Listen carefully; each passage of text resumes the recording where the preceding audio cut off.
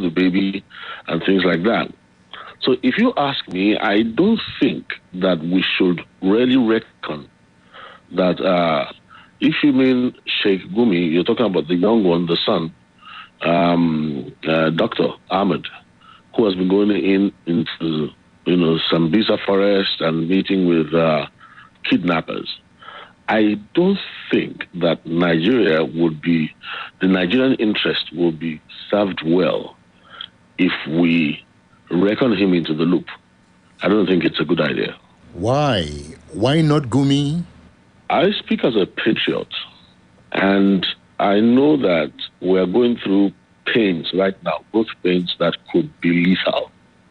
We're going through growth pains that could be very dangerous. We're going through growth pains that could leave Nigeria fractured permanently and never able to return to a whole anymore. And when I look at the antecedents of Dr. Ahmed Gumi, I can speak only of what I know. His comments in the past have been very, very incendiary. He has been known in the past to be very divisive. He has been known in the past not to really respect the Nigerian constitution.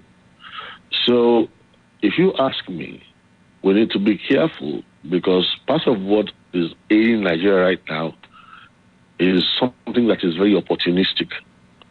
So the question is, has the leopard changed its spots? And when we look at the whole thing, we must come to an agreement that the leopard has not changed its spots. It's just been opportunistic. This leopard you talk about, don't forget, was a captain in Nigeria's military before he resigned to push his education. Are you saying he cannot be a patriot? Interesting. He did resign, and along the way went to Al-Azhar University and quite a number of places like that in Saudi Arabia, in Egypt, and The point we need to reckon is this. If I remember very well, in 2004, when he returned to Nigeria from his sojourn abroad, his first tafsir, I not only read the notes, the transcript, I also listened in the Hausa language.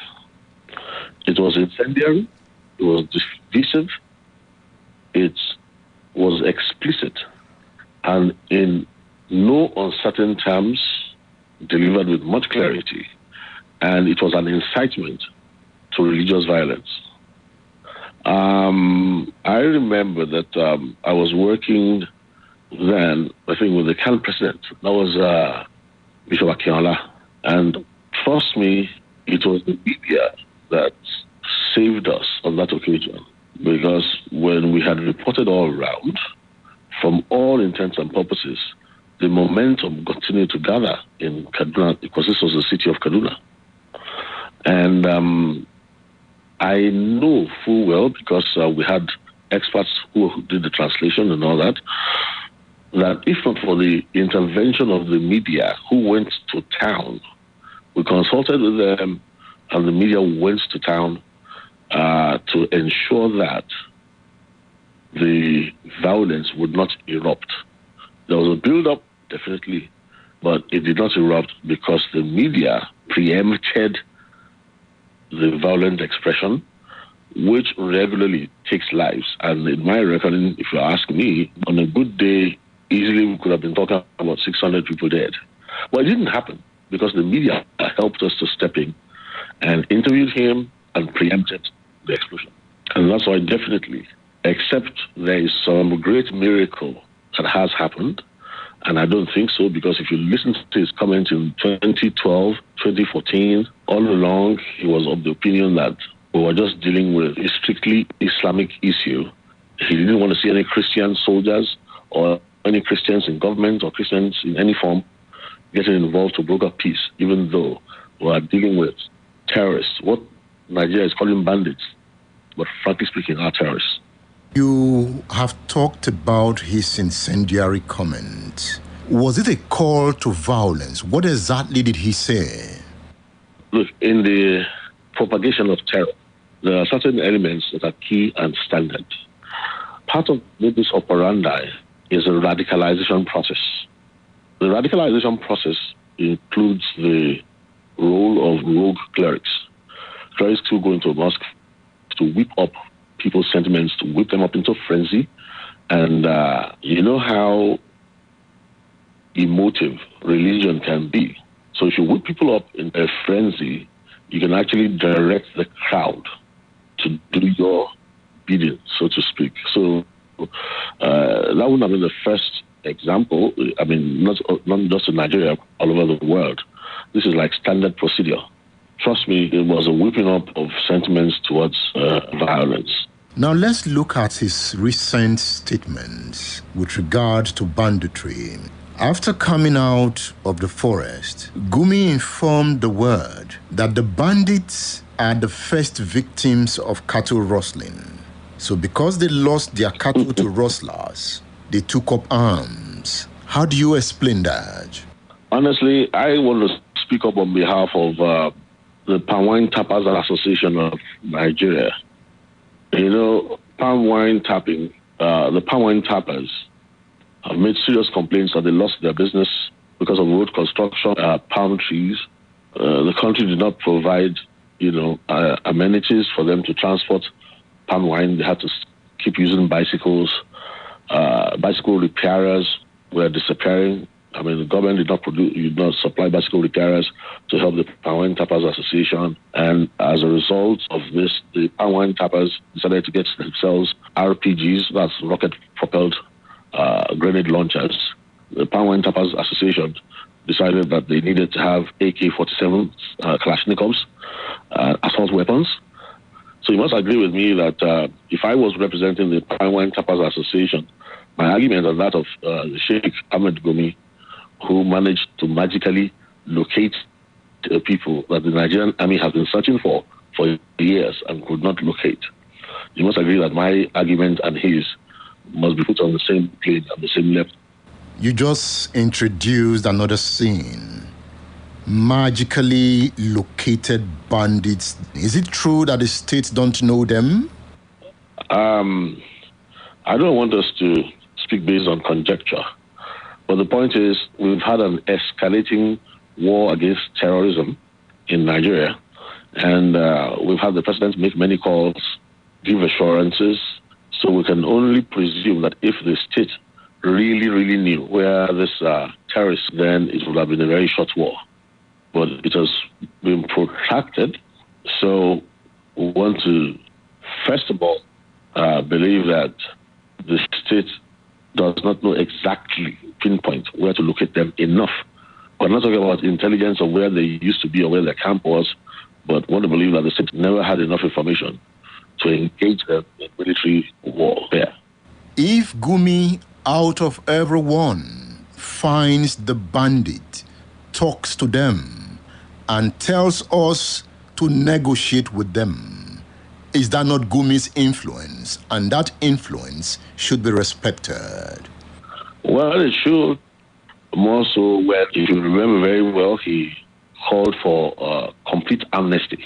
Here comes Sheikh Gumi, who holds brief on behalf of the terrorists that says they're very reluctant. These people are actually normal, nice people who don't want to be violent.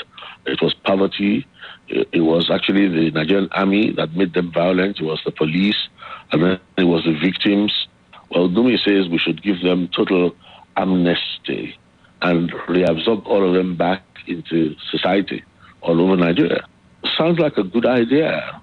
However, we know of no radicalizing process in this world that is magical. If Gumi's option is not viable, if his option is suspicious, then what are the options before the state? The Nigerian state has been on a learning curve for quite a while. As a consultant in that area, I can tell you that Nigeria is dealing with something that's very sophisticated. Its architecture of thought is not something that's available within the ken of the Nigerian security system. Now, I don't think that's strange because If you look at the medical healthcare system of Nigeria, many times people come up with sicknesses and diseases that the sophistication of our medical healthcare system cannot handle. So if in the area of security, we have what we call a local face of global terrorism, it would mean that we are dealing with a hydra-headed monster that wears a cloak of religion, that uses the instruments of terror in a clinical way to disable and collapse nations from within. So if that analysis or that diagnosis is true, the military response has to be right, just right, because it wears the cover, the religious cover, and uses the religious ideology to divide the host nation. So as a nation, we must have an overarching, strong, more attractive ideology. Not only that, Nigeria also needs to have a value system that would be greater than what they are proposing. He says, when you offer them amnesty, they drop their weapons. Then you go in, build schools for them, build hospitals for them, get them censored, get them registered, then you can control them. That's Gumi speaking. These lofty provisions that Gumi wants to make available murderers and terrorists, have we even provided that for the Nigerian army? For the young boys who died in battlefronts being killed by Gumi's pets? The truth is that it's actually very ridiculous. And the only reason why we are entertaining such proposals in the first place is because the journey of terror has 4 stages. Initially, when the terror starts, there's indignation as a response. Then the terror continues, and people have to accept. There's acceptance that, oh my God, it's going to be like this for quite a while. Now, the terror increases and includes soft targets and all that. And then you enter the next phase of resignation. And that phase of resignation means that your spirit is broken. You have accepted that there's this new sheriff in town who's ruthless, who will beat you flat.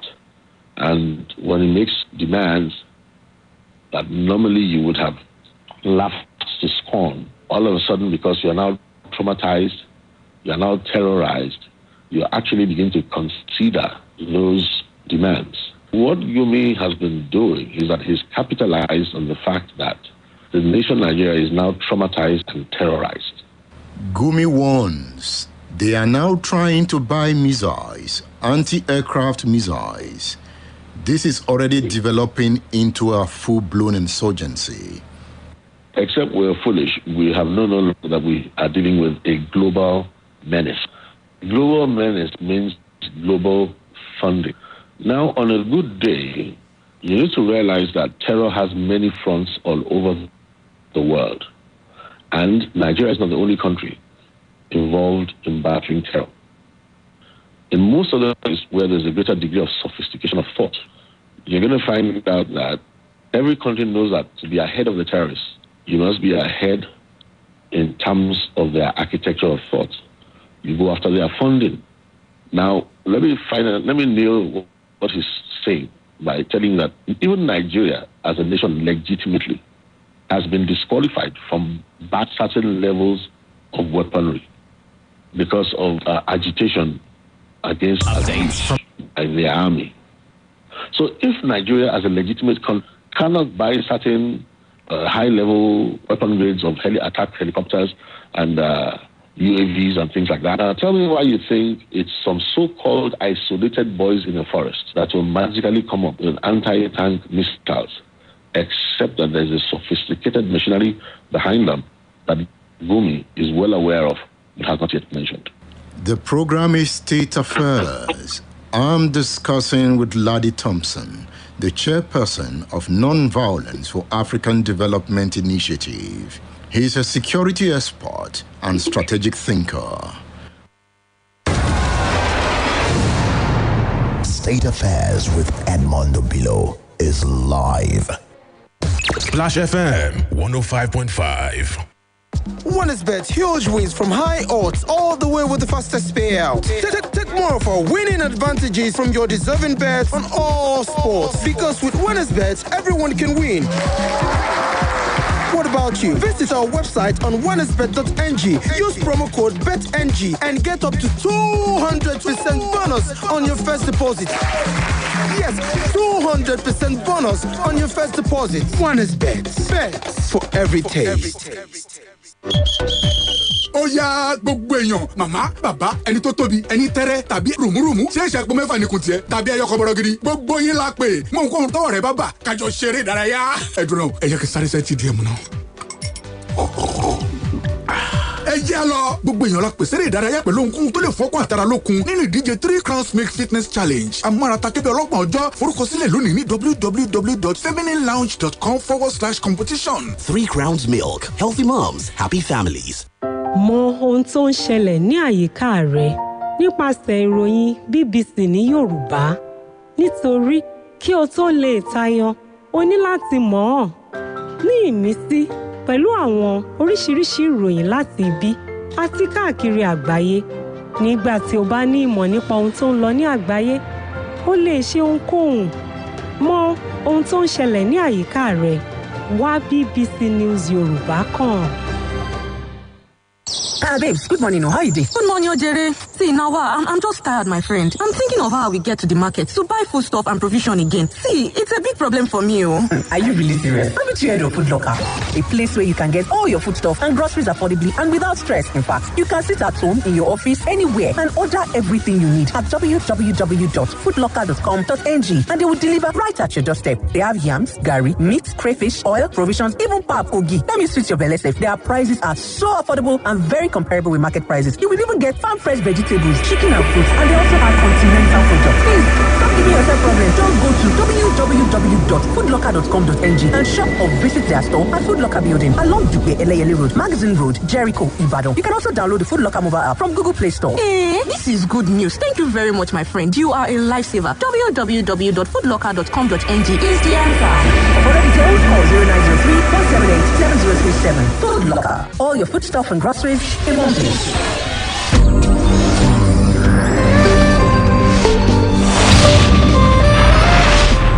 A fully furnished, nice and comfortable hostel accommodation in University of Ibadan, or a place for seminars and executive trainings at the same venue? You do not have to worry. At Debaya Akonde Hall, suit your lodging needs and provide you a home away from home. At Debaya Akonde Hall is a 4-star hostel built in a serene environment with constant supply of electricity. It has fully furnished rooms that gives you great comfort at an affordable price. Debaya Akonde Hall is located at Ajibode Extension, University of Ibadan. To make reservations, visit www.adebayahall.com or call the numbers 0805-699-8718, 0805-699-8719, 0805-699-8720. Debaya Akonde Hall. Built for comfort. Built for you.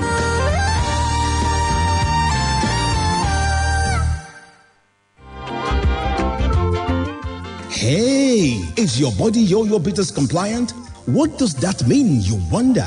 Well, it means do you take Yo-Yo Bitters every day? Yo-Yo Bitters protects you against opportunistic infections. This means you either take Yo-Yo Bitters as food supplement or as medicine recommended by your doctor. Yo-Yo Bitters is naturally enriched with ingredients that flushes out the body impurities, tackles waist pain, and resolves constipation. It is also fortified with vitamins that empower your body to perform at its optimum. Besides, Yo-Yo Bitters contain minerals and it boosts your body immunity.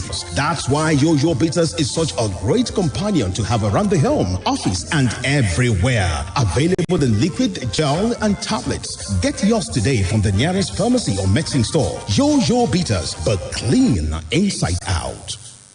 1960 bets don't return with big FCO as they don't arrange new management. They don't come back better and stronger. Then they pay commission to their agents' bank accounts and winnings to their customers. Sharply. No delay. You can do football or better games plus live bet jackpot for inside 1960 bets. Visit their website on top www.1960bets.com. 1960 bets. Play and win. Splash FM 105.5. Countdown 4, 3, 2, 1. Don't stop, get it, don't stop, get it. This is your time, get your hands up, you get your hands up, you get your hands up. This is your time, get your hands up, you get your hands up, you get your hands up. Get the box, You get your hands up. feel the music. This is your time, get your On your radio. you get your hands up. Splash, the height of entertainment. State Affairs with Edmund Obilo is live.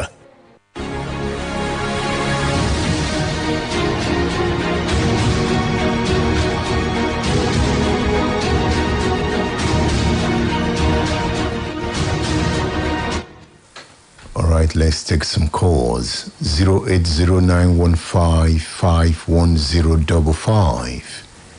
08056998678.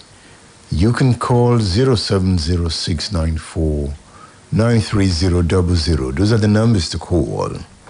Ahmad Gumi demands total amnesty for bandits. Hello. Good morning, sir. Good morning. This is Glorious from University of Ibadan. Glorious, good to hear your voice. Yes, sir. Sir, I would like to see the X-Men issue from different angle, and I want to beg the Southwest governors to see it, if they can see it the way I see. The only thing is that the armament of one of the armaments of war is food blockage, and that is one of the things we experienced few weeks ago. And as the X-Men eating the farms, they are discouraging the farmers and they are incapacitating the farmers. So if we don't have food, if you are telling us to go into farming, and the X-Men are hitting our farm, and we are being discouraged, at the end of the day, they will come back to tell us that they are the one producing food. They will block the food. The food will not come to Southwest. And at the end of the day, they are fighting and they are winning the war. That's number one. Number two, on Gumi, there's a statement credited to Mr. Lawan, the president of the Senate, 2 days ago, or thereabouts. He was telling us that they have information. This is technical information. This is a report that will help us. So as they know that the drug baron or the drug dealers are behind the terrorists in this country or the terrorism in this country, why can't they go after them? Let them stop going telling us what they hear. This is what the military or the Nigeria army or the Nigeria force can work upon instead of coming to tell us. The SSS are capable. They can do it. How did they know that Sunday Igboho was coming from somewhere? Where did they gather their own information? So they have the information to know where the bandit is. It's not that only Gumi that has the information. Right. The Nigerian army has information. They should work on it. Thank you. Thank you, Glorious, for calling the radio station. On the front page of the Saturday Punch, fresh crisis brews in Igogon as herdsmen resume farm destruction. You find that headline on the front page of the Saturday Punch. Igogon cannot sleep. Do you have any security information to give? You can leave those information on My Oyo app. My Oyo app has an emergency and security section. Are you in distress? Is there a security situation near you? Remember, the governor says, if you see something, say something. So My Oyo app allows you to send automatic distress message to the police when you tap the screen repeatedly 5 times. So download My Oyo app on Play Store. On iOS, join the conversation on My Oyo app. Hello. Good morning, Edmund. Good morning, Lambert. How are you? I'm fine. Edmund Shegumi, there was a time it was caught on camera saying that the people killing the bandits in the north were Christian soldiers. So that statement alone means that we should be more mindful on what he does than what he says. So I think this is information for the security agencies if they are really serious. Because I remember when I read about what's the name of Osama bin Laden. He started as a negotiator. If you have ever read about it, he also carried a cloud of a sheikh. We need to be mindful of our security and make sure that we don't give any chances for any intrusion. That is one. Secondly, Edmund, somebody has talked about the strategy of food blockade. I don't want to repeat that. I believe in that there is a conspiracy, to starve the south of food and then make sure that food is only coming from the north, and that must be checked. When they talk about herders farmers clash, as far as I'm concerned, that is a deceitful semantic. There is no clash, Edmund, between herders and farmers. It's an attack by the herders on the farmers. Why? Because cows that are supposed to be protected from people's farm produce are brought in broad daylight, confronting the farmers in their own farms. Farmers that were not prepared. They don't have AK-47. They don't have anything. They are just suddenly confronted, and then cows start eating their food. And when they talk, they start killing them. That is an attack. It's not a clash.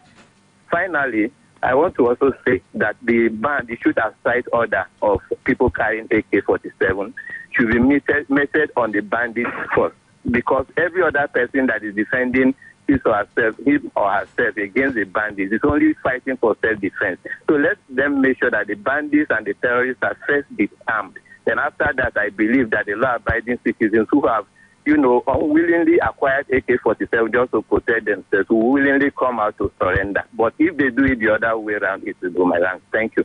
Thank you, Lambert OJ, for calling the radio station. Remember, if you have an emergency security issue to report, download my or your app. Tap the screen repeatedly 5 times.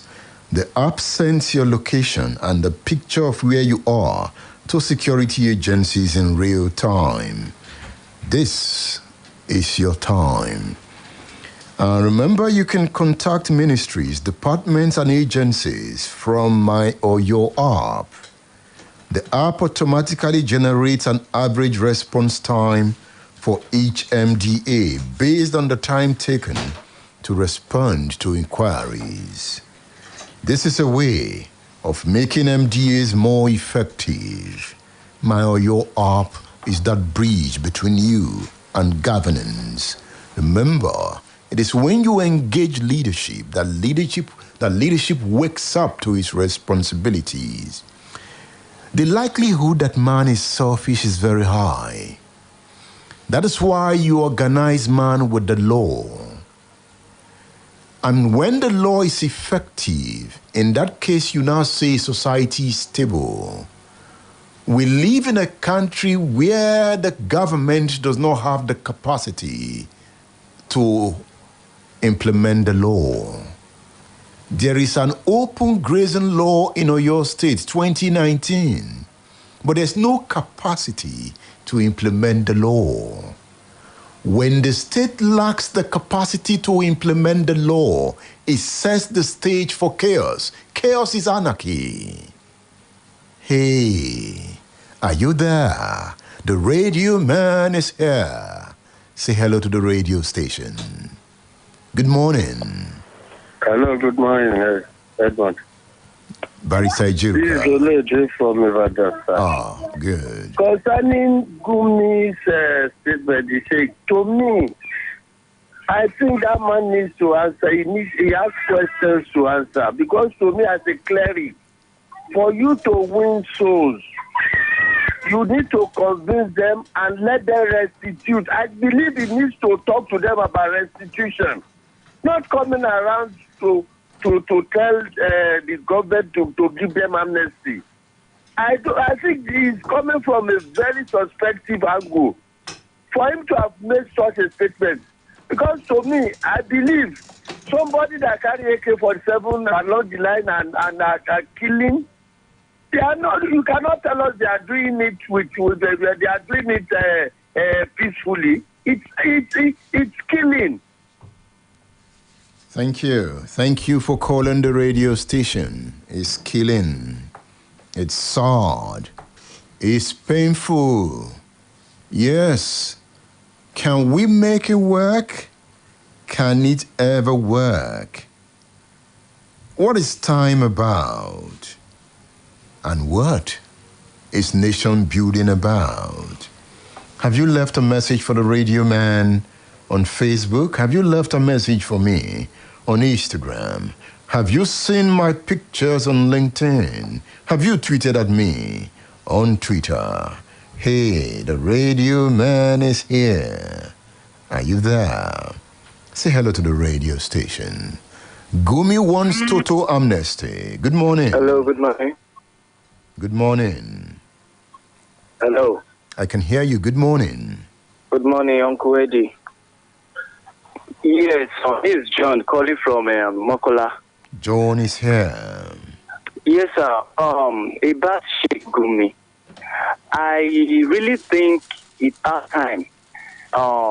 Federal government investigate him. Thorough investigation. I mean, like they should go there, or his place or his chambers or wherever he's staying. They should go and pick him and investigate him, interrogate him, and because there are some information that he brings out that is somehow like, how did you know this? Like, how did you get this?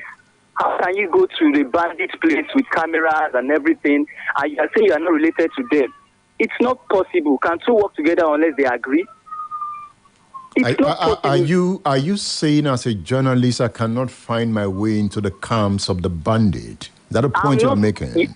Finding your way into the camp is different from you talking to them. Yeah, once I get into the camp, I will talk to them. That's why I'm there. Uncle Eddie, let's be sincere here. I am an ordinary person. If an armed person comes here now, there is a terrorist or a bandit or any whatever, I will take him for 7. He won't even talk to me. Or maybe he sees me go into their place, they will be scared, like, who is with you? Like, what are you doing here? How did you get here? Sir, yes, before you get there, there are ways you make the arrangement. You don't just bump in. The arrangement, how did he arrange with them? Yes, I have done some undercover reporting. That's what I'm telling you. I've done undercover reporting. You make the arrangement, they will lead you there.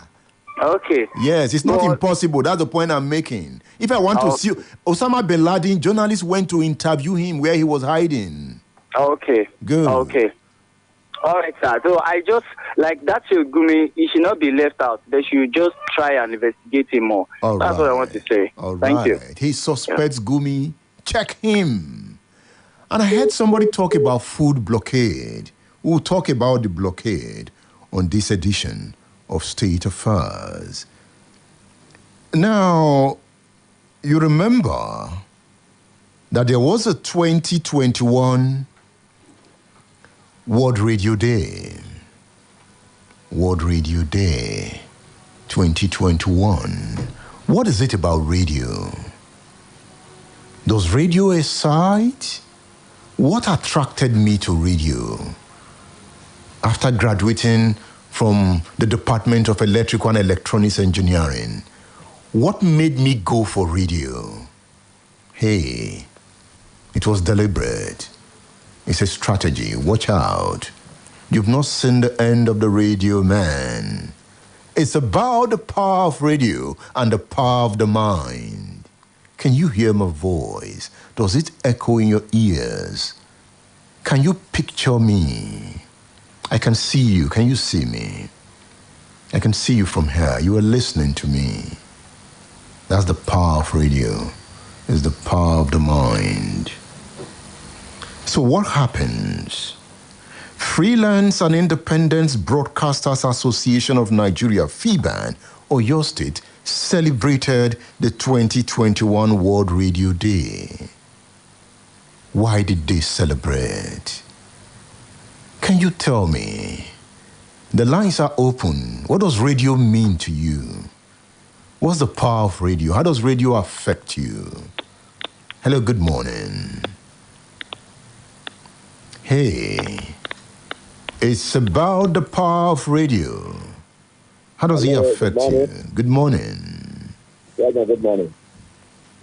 Yes, good morning. is William.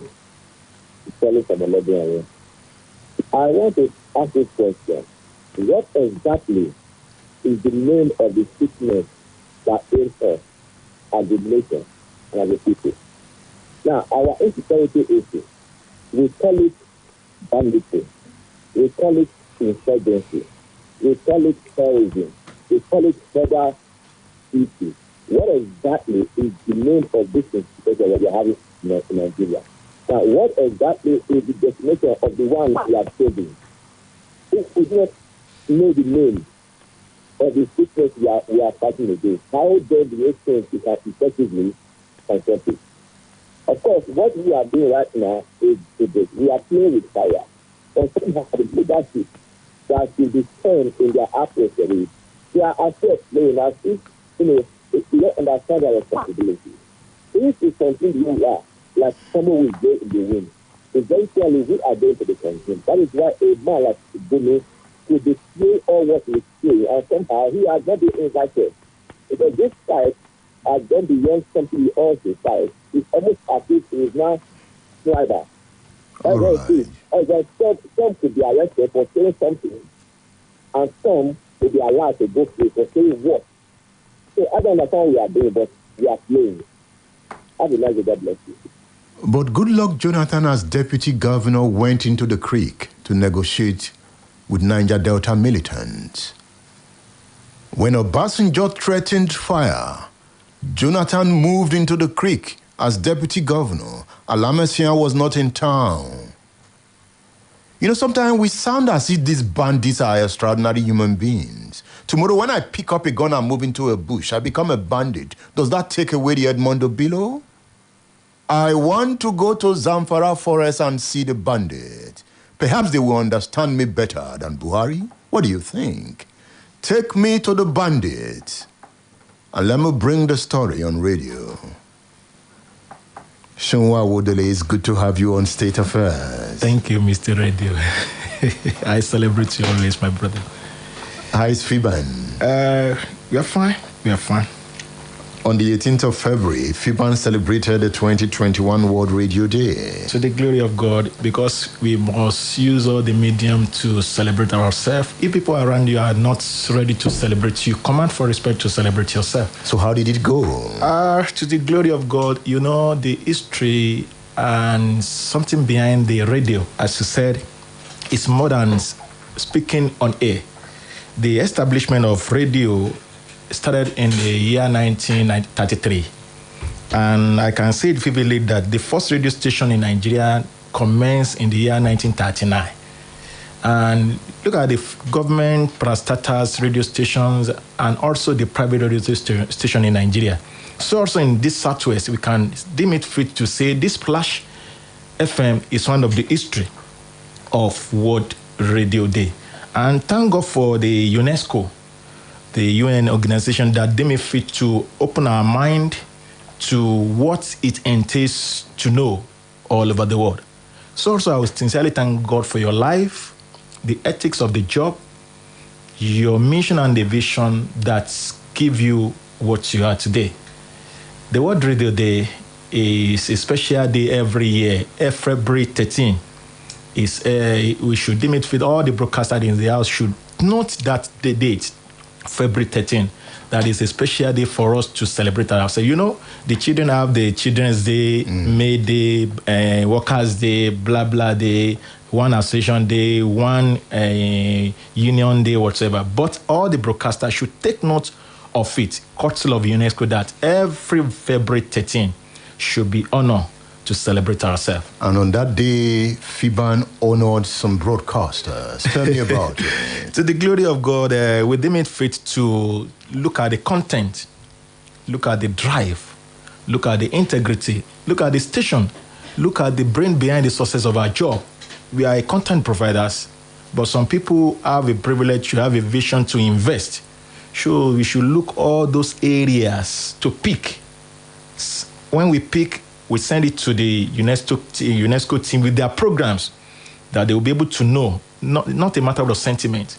So on that fateful day, we pick this station, the Splash FM, as the first in Southwest private station. on that day. So also, Mr. Radio, we pick your name, we pick your program, we pick your content, even we pick your voice to give you the medal award and again the certificate of recognition as the recognition of seminaries and broadcasting excellence in governance, political education program, in all categories of your program. That's what we pick, to pick you as one of the best among equal in our industry, broadcasters. I'm honored. Thank you. I celebrate you. Sadly, I could not attend. No. I know the job. We know what it entails with our job. You may prepare for one thing, some other thing can even come up. Thank you. Hence, you are on the field on that fateful day. We should use everything to celebrate you. So, on behalf of this noble association, the Freelance and Independent Broadcasters Association of Nigeria, and on behalf of all broadcasters in Nigeria, I use this medium to give you that medal, sir. I celebrate you. Thank you. So also to give you the certificate of recognitions, Mr. Radio. Thank you. Mr. Edmund Obilo. I appreciate this. Congratulations. Thank you. Congratulations. I appreciate this. Congratulations. And send my message to FIBAN. Thank you. My message to the United Nations. Thank you. That the radio man has come to stay. Thank you. That the radio man will use radio to redefine the word. Yes. I'll still use all this medium to pass this message to the governance and the people around there. You ask a question, but yet for someone to come in to answer that, give us the answer of that question. What does the radio mean? So also, if you know what radio mean, we should know what the broadcasters speak. They should give us. They should answer.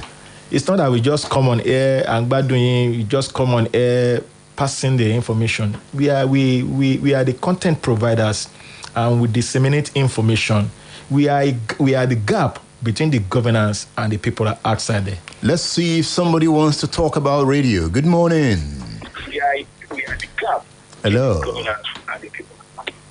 Hello, good morning. Yes, good morning. Yeah, I'm not talking about radio today. I was just trying to talk about the air permit issue. My name is Boyga, coming from Edmonton, Canada. Yeah, one question I would want us to answer really is who owns the cow that the herdsmen move about? Because I want to understand, I want to believe, that's the presume, that these cows were not brought all the way from the north.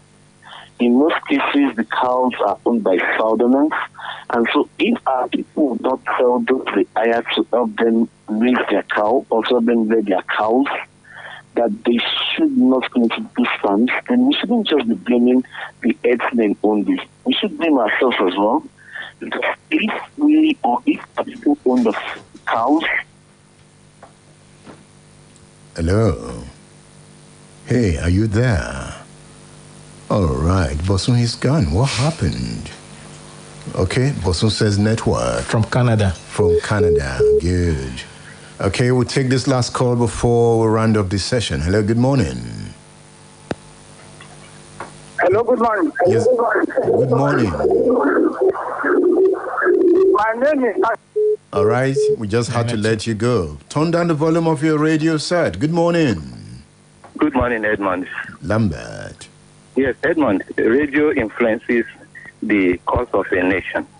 So it's not just to listen to radio, it's to put in educate people, and through that education, they become more aware of the kind of society they live in. At the end of the day, the society becomes better.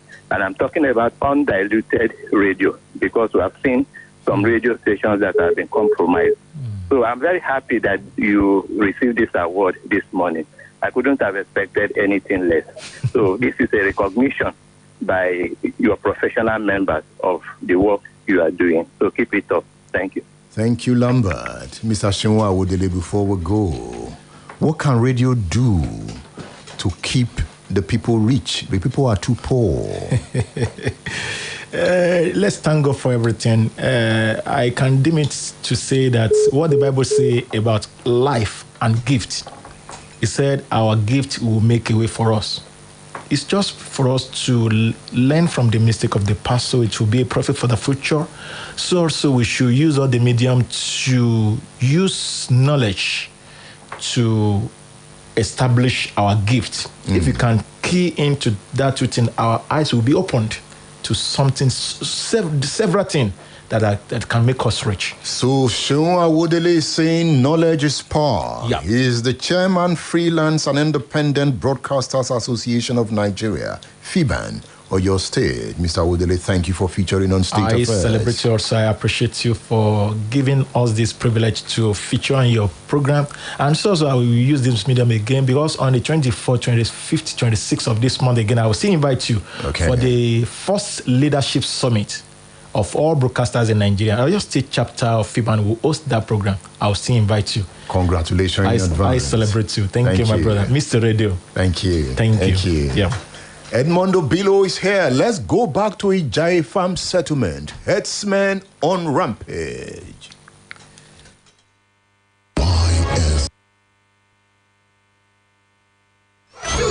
Here is 105.5. 105.6. one station, all the hits. 105.5. Splash. State Affairs with Edmund Obilo is live.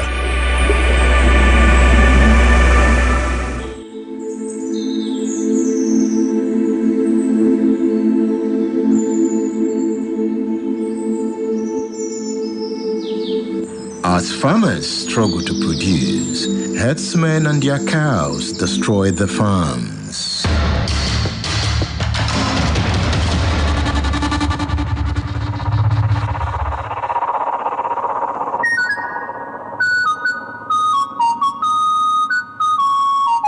There are herdsmen in Ijayi Farm Settlement.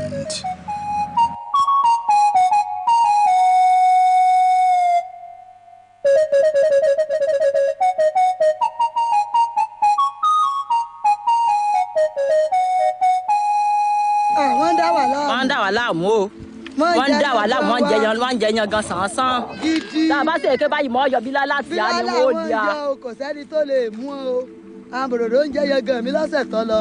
Apẹ̀rẹ̀ mẹ́rin wọ́n jẹ.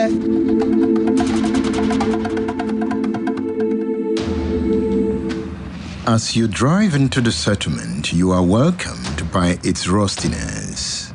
As our car gallops through the bad road, we see why the potentials of the farm settlement are not reached.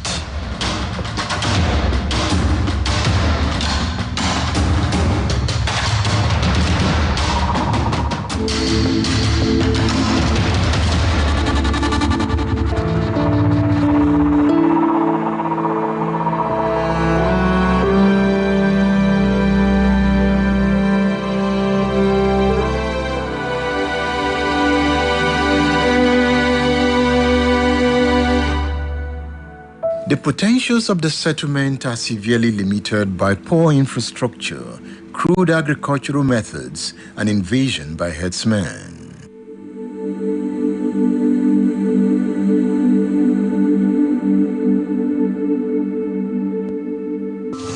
We need to go see for ourselves. So we are on the move. Come with us. It's a journey into discovery. It's a mission to encounter herders and the farms. Now that we are the waterside, we meet a freshness that reminds us of the poor condition of the settlement.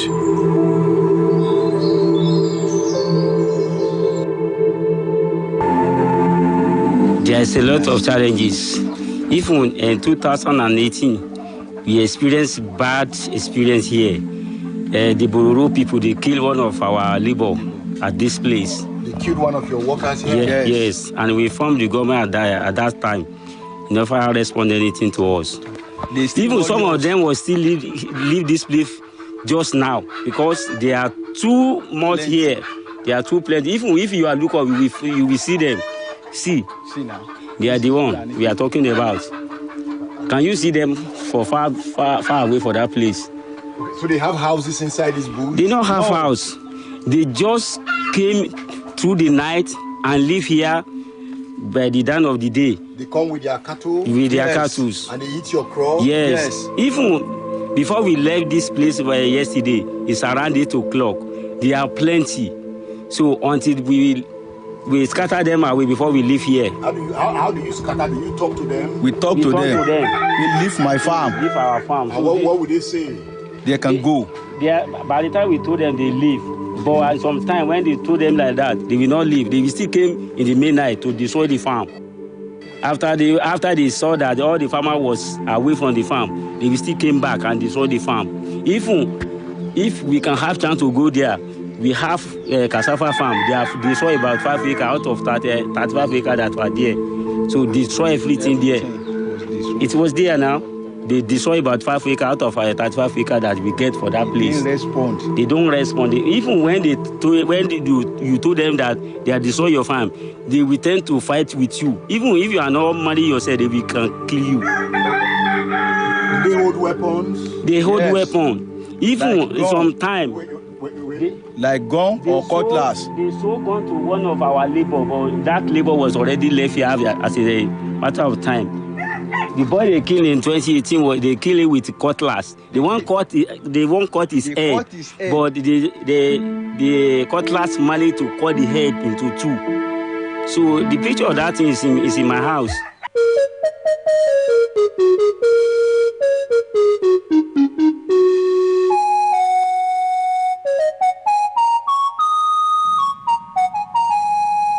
They are nomads. They are wandering cattlemen destroying farms as they move. Cyprian Quincy, in his book Burning Grass, says that when they begin to burn grass in northern Nigeria, it is time for the herdsmen to be moving the cattle southwards to the banks of the Great River. Since 1962, when the book was published, herdsmen have moved beyond the river bank with their cows into towns and villages, ravaging farms and attacking farmers. It is behind the clashes at the root of insecurity in Nigeria.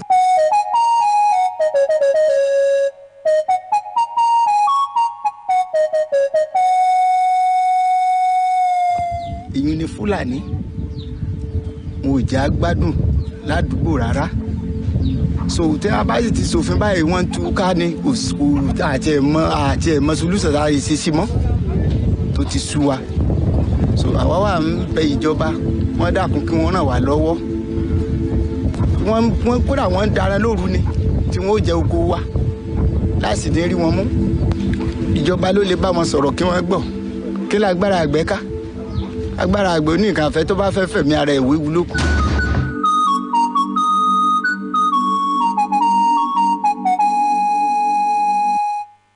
ICJ farm settlement. Yes, it's there with problems. With problems? Of course, yes. What are the problems? One, we have problem of security. The whole farm is invaded by the Fulani herders. At times they kill, at times they rob.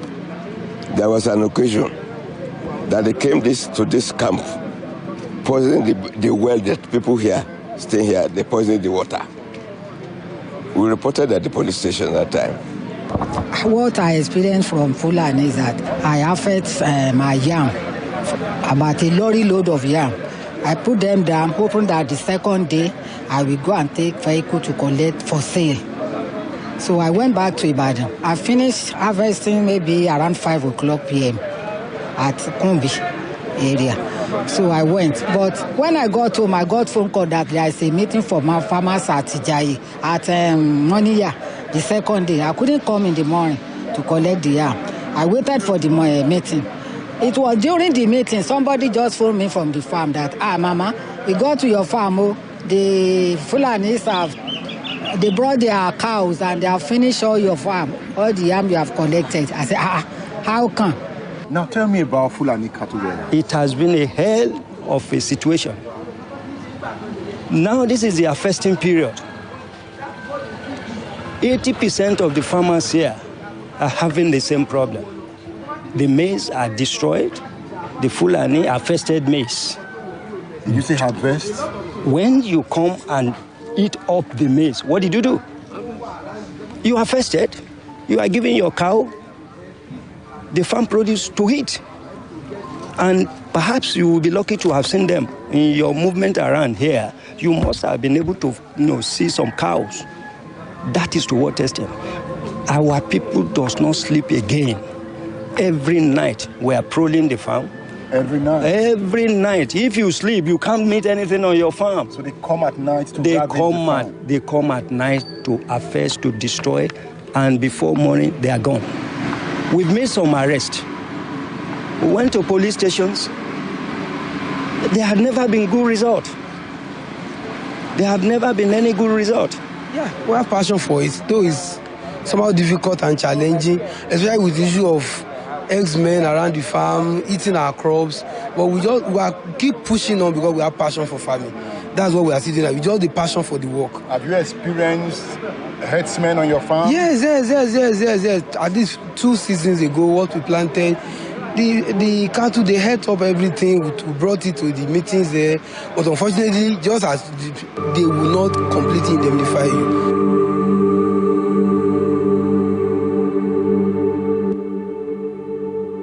It's a sea of cows. It's also the reason farmers abandon their farms.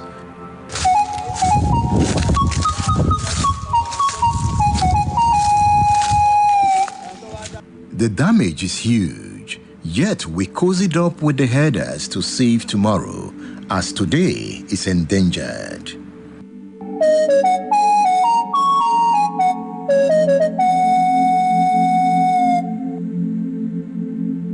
We need to solve the problem between farmers and herders. The farmers are complaining bitterly, and the herders also want to make a living out of their cow. This is where government needs to come in and ensure that every farmer, especially in a farm settlement, must enjoy the fruit of their labor. The time to stop the destruction of farms by roaming cows and herdsmen is now. It is also time to reinvent cattle rearing to meet the expectations of the 21st century.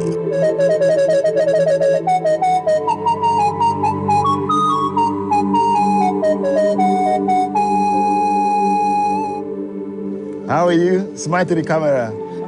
Aha, good.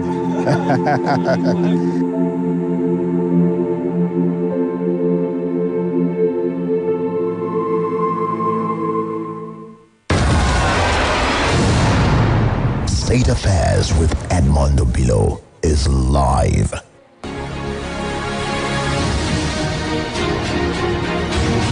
So you can watch the video of that documentary on my pages on social media. Search for Edmund Obilo, search for State Affairs page. Find me on Instagram, Facebook, LinkedIn. Hello. Aisha Ismaila is on State Affairs.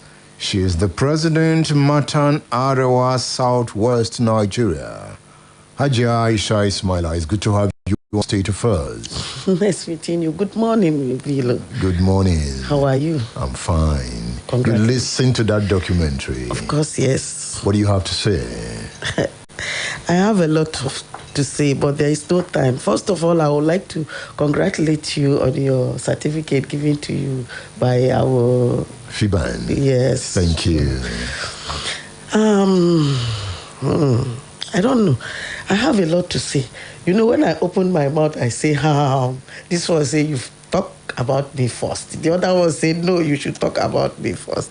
You see, that farm settlement you are talking about at Ijayi, I've been there. I've been at Ogiogun just to make, peace. I am a Hausa woman from Kano. I cannot deny that. I married a Yoruba man, have my children for him. And my mother is from Kogi State. And I understand so many Nigerian languages, that when I speak, you think I'm from that area. Why? Because I'm a Nigerian. I am a Nigerian. So now, Edmund, you see the problem they are having in that settlement is so much that when Governor Ajimobi was there, he did a lot. His blessed memory. May Allah forgive him all his sin. You see, this man tried.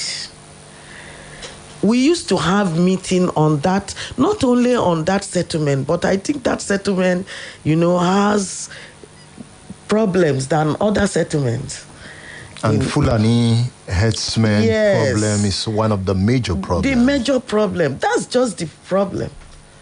That's just the problem. But again, you are an Hausa woman. What is this tradition that commands a herdsman to bully through the farms of other people?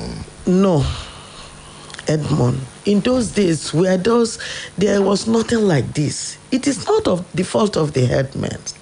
It is not their fault. It is the fault of the government. You understand? When I say government, who are the government? We are the government. But the head of the government, both the state, the local government, and the federal level, the presidency or whatever we will call them. You see, they have their grazing areas, isn't it? Where they pass, they can even walk from here to Niger, to, Benin and what have you. But, with the growth in population, you understand, with the growth in population, people begin to say, okay, it's my great-grandfather's land, it's our land, so they begin to plant something there. And the government is not doing anything. I heard somebody on your program even talking about Gumi, saying that they should check Gumi, they should do this. And I like the answer you gave to them. Edmund Obilo, if you are ready, I will go with you. Let's go to that Zamfara or Bush and meet them. The only thing is that they are only bandits. They are not terrorists. But I say they are terrorists. Now, I want you to tell me something I don't know.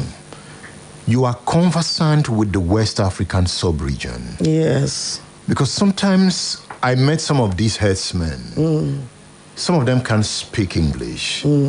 So they can speak French. So you can suspect they are coming from Mali. Some are coming from Burkina Faso. You have traversed some of these borders. What are our borders like?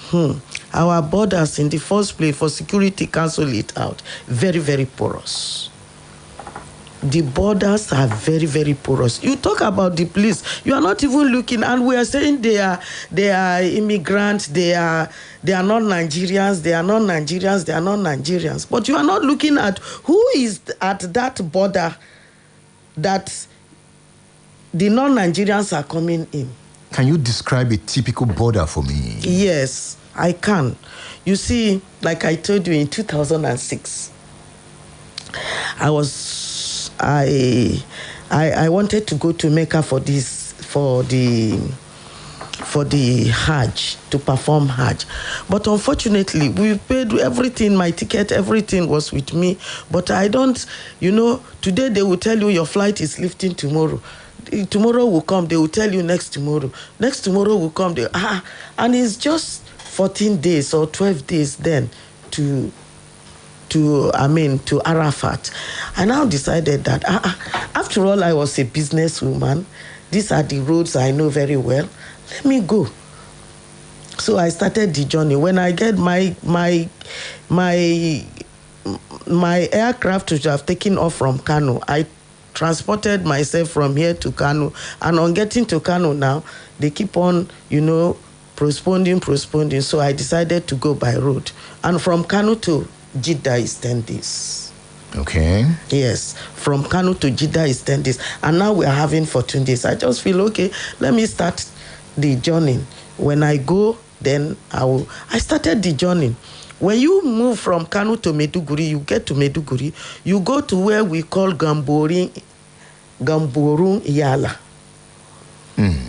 When you get to Gamborun Iyala, you also enter. It's just a stone throw. It's a trek. It's not, you won't take bike. Our soldiers are there. Immigrations are there. Then even those from Cameroon too are there. But you see, our soldiers are so lenient. They are so Father Christmas or Mother Christmas. I don't know what to call them.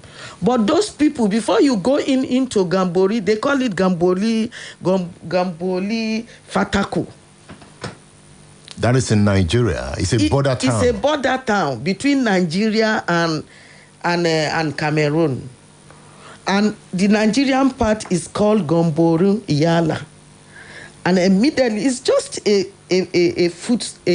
one-step foot that you enter there. You understand? When you just, you don't need to take bike. You don't need to take anything. You just trek in. So you go through immigration formalities at that point. Yes. Now, I also learned beyond the former point, there's a large expanse that nobody mans. Yes. Where you have, in fact, when you get there, you see snakes all over, as if they are playing there, as if the place is a snake. It's a snake. What do I call living in their kingdom there? So maybe that's why nobody is there. I don't know, but you see them and they don't touch anybody. They don't, bite. I don't know. They are friendly snakes. I can't say they are friendly because I fear snakes. So I don't know those that are there. What they told us was, when I see and I was scared, I said, no, don't be scared. They won't bite you. Me, I have gone. Now, that border community, does it smell of poverty? Of course, yes. It's not even, we can't say they are villagers. We say they are hamlets there. Yes, we say there are hamlets there. It's not even a town. It's not a border town. It's a border town. But it's not a very big town that you can boast of. Say, okay, this is a town. Like Bama in Maiduguri. Yeah. It's a very big town. And when you talk of Banki, it's also a big town. Bama is the local government. And Banki is the border between Nigeria and Chad. You will tell me more after this break. I'm discussing with Hajia Aisha Ismaila, President Matan Arewa, Southwest Nigeria.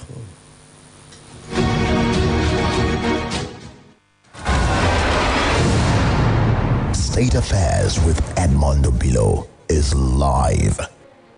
Splash FM 105.5. Mọ ohun tó ń ṣẹlẹ̀ ní àyíká rẹ nípasẹ̀ ìròyìn BBC ní Yorùbá. Nítorí kí o tó lè tayọ, o ní láti mọ̀ ọ́n. Ní ìmísí pẹ̀lú àwọn oríṣiríṣi ìròyìn láti ibí àti káàkiri àgbáyé. Nígbà tí o bá ní ìmọ̀ nípa ohun tó ń lọ ní àgbáyé, o lè ṣe ohunkóhun. Mọ ohun tó ń ṣẹlẹ̀ ní àyíká rẹ. Wá BBC News Yorùbá kàn.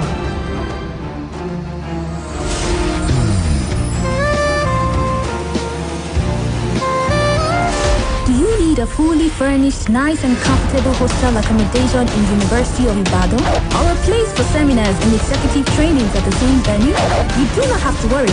At Dubai Akonde Hall suits your lodging needs and provides you a home away from home. At Dubai Akonde Hall is a 4-star hostel built in a serene environment with constant supply of electricity. It has fully furnished rooms that gives you great comfort at an affordable price. Dubai Akonde Hall is located at Ajibode Extension, University of Ibadan. To make reservations, visit www.adebayahall.com or call the numbers 0805-699-8718, 0805-699-8719, 0805-699-8720. Adebayo Akonde Hall. Built for comfort. Built for you.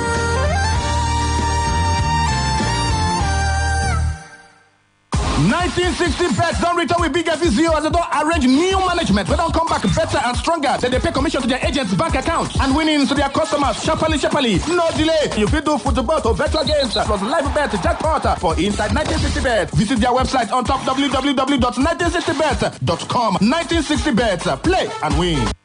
Babes, good morning. How are you doing? Good morning, Ojere. See, now I'm just tired, my friend. I'm thinking of how we get to the market to buy foodstuff and provision again. See, it's a big problem for me. Are you really serious? Haven't you heard of Food Locker? A place where you can get all your foodstuff and groceries affordably and without stress. In fact, you can sit at home, in your office, anywhere, and order everything you need at www.foodlocker.com.ng, and they will deliver right at your doorstep. They have yams, gari, meat, crayfish, oil, provisions, even pap ogi. Let me switch your belly safe. Their prices are so affordable and very comparable with market prices. You will even get farm fresh vegetables, chicken and fruits, and they also have continental products. Please, stop giving yourself problem. Just go to www.foodlocker.com.ng and shop or visit their store at Food Locker Building along Dupe Eleyele Road, Magazine Road, Jericho, Ibadan. You can also download the Food Locker mobile app from Google Play Store. This is good news. Thank you very much, my friend. You are a lifesaver. www.foodlocker.com.ng is the answer. For further details, call 0903-178-7037. Food Locker. All your foodstuff and groceries in one place.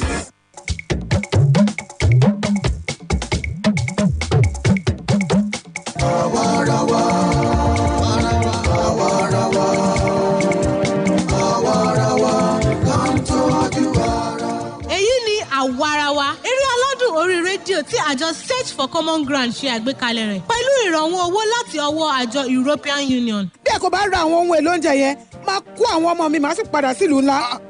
Kí ni ó wá ṣẹlẹ̀ síṣẹ́ onídìrí rẹ? Olùkọ́ àgbà, ọkùnrin yìí ni ó jí agolo gàrí kan lọ́dọ̀ ìyá Elisa. Kí wá nìdí tí ẹ ṣe fẹ́ sún láàyè nítorí agolo gàrí kan àbí? Eré aládùn orí rédíò yìí àwarawa yóò máa wá sétí ìgbọ́ yín. Ní gbogbo ọjọ́ ìṣẹ́gun Tuesday. Láago 8 alẹ́. Lórí ìkànnì yìí Splash 105.5 FM. Ẹ kú ojú lọ́nà. Àwarawa, àwarawa, àwarawa, là ń tọ́jú ara wa.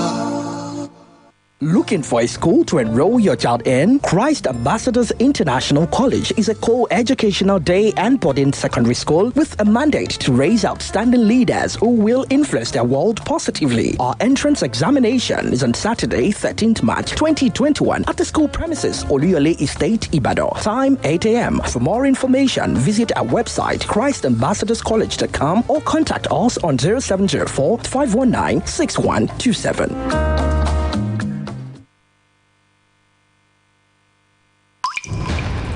Don't dare touch that dial. It's Splash 105.5 FM, your integrity station.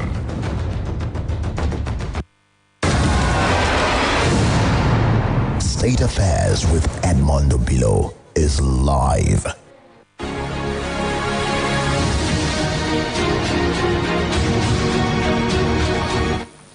Aisha Ismaila, President Matan Arawa, Southwest Nigeria is on state affairs. Now tell me about the borders. By the time you move out of the border between Nigeria and Cameroon, what next? Well, the next thing, Edmond, is that they have a vehicle there, Nigerians and the Cameroonians, and that will lift you. I think it's a kind of smuggling, road. So they will pass through that road and get to a place in Cameroon it's a village called Kursi. That village is called Kursi, and at that village, I slept there, and the first thing I did was to look for the Hausa community there, and when I got there, he welcomed us very well, and from there he said, "Okay." I said, "Okay, I want to go to Saudi, and I have to get to Port Sudan." You understand? Unfortunately for me, there is war between the Sudanese. There is a civil war within them, and in Chad there was also a civil war. Then Cameroon too. They are not fighting with the Chadian, but they have, a kind of sour relationship between them. Oh my God. In the morning when we wake up, the man said, okay, he took us. It's just a bridge between Kursi and N'Djamena in Chad. You understand?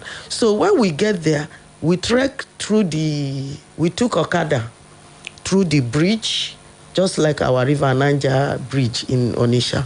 when we just get to N'Djamena. And you see this heavy something. And while we were in the bridge, you know, the Okada man taking us there, he just had them. I didn't know what he had. You know, he just stopped. All of them were stopping. You know what? It was their national item. It was their national item. Right in the middle of the bridge, the whole of them, they stopped. And if you look at this side, you see the Cameroonian too, you know, standing to respect the Chadian, you know, national item. And when you look at the Chadian too, you see them respecting the Cameroonian national item. So you said when you got to Cameroon, you searched for the Hausa community. Yes. Is there a difference between Hausa community and Fulani community? Well, yes. What's the difference? Yes, the difference is that, you know, the Hausa speak Hausa language, Hausa. Then the Fulani speaks Hulbe. He speaks Hulbe. And just like you have the Hausa, you have this Fulani, you have the Yorubas. You know, I, for one, if you gather the Yorubas here now, and each of them continue to speak their Yoruba, I'll be able to say, okay, this man is an Ijesha man. This man is an Ikiti man. Is that right? And this man is an Ibadan man. This one is from Lagos, Yoruba, you know, and this man is Ijebu. I will tell you, but they all speak Yoruba, but from different areas. So also Hausa and Fulani. Fulani has about, you know, they have about, let me say, 20-25, you know, Fulbe language. Okay. Yes. That, you know, for example, now, you remember in Kogi State, there are this Yoruba called the Kabas. Yeah. When they speak their own Yoruba, you may not understand, but the Yoruba man from Ibadan, when he speaks, the Kaba man will pick it. You understand? So also, the Hausas. So you are saying the Fulani in Sokoto might have a different tongue to the Fulani in Kano? Yes. They may not understand the language. No. But yet it's still Fulani they speak. In those border towns, is it dominated by Hausas or Fulani?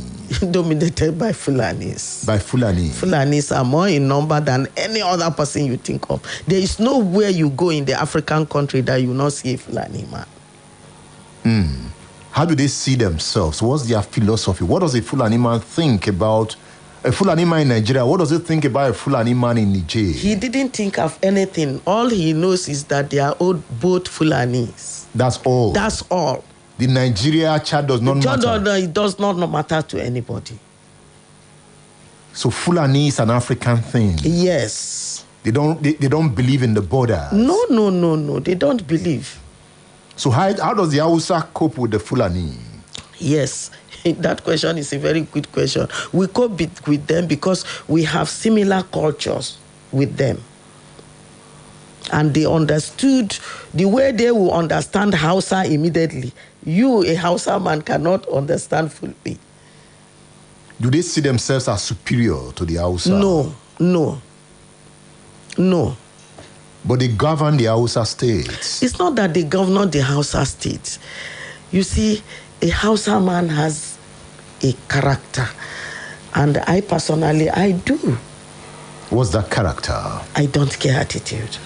I don't want to know what you are doing. I don't want to know who you are. If you are anything, it is God that made you. So how do I differentiate an Hausa from a Fulani facially? Facially. A Fulani man normally, 98% of them are very slim. Okay. You understand? They are very slim. Some of them are short.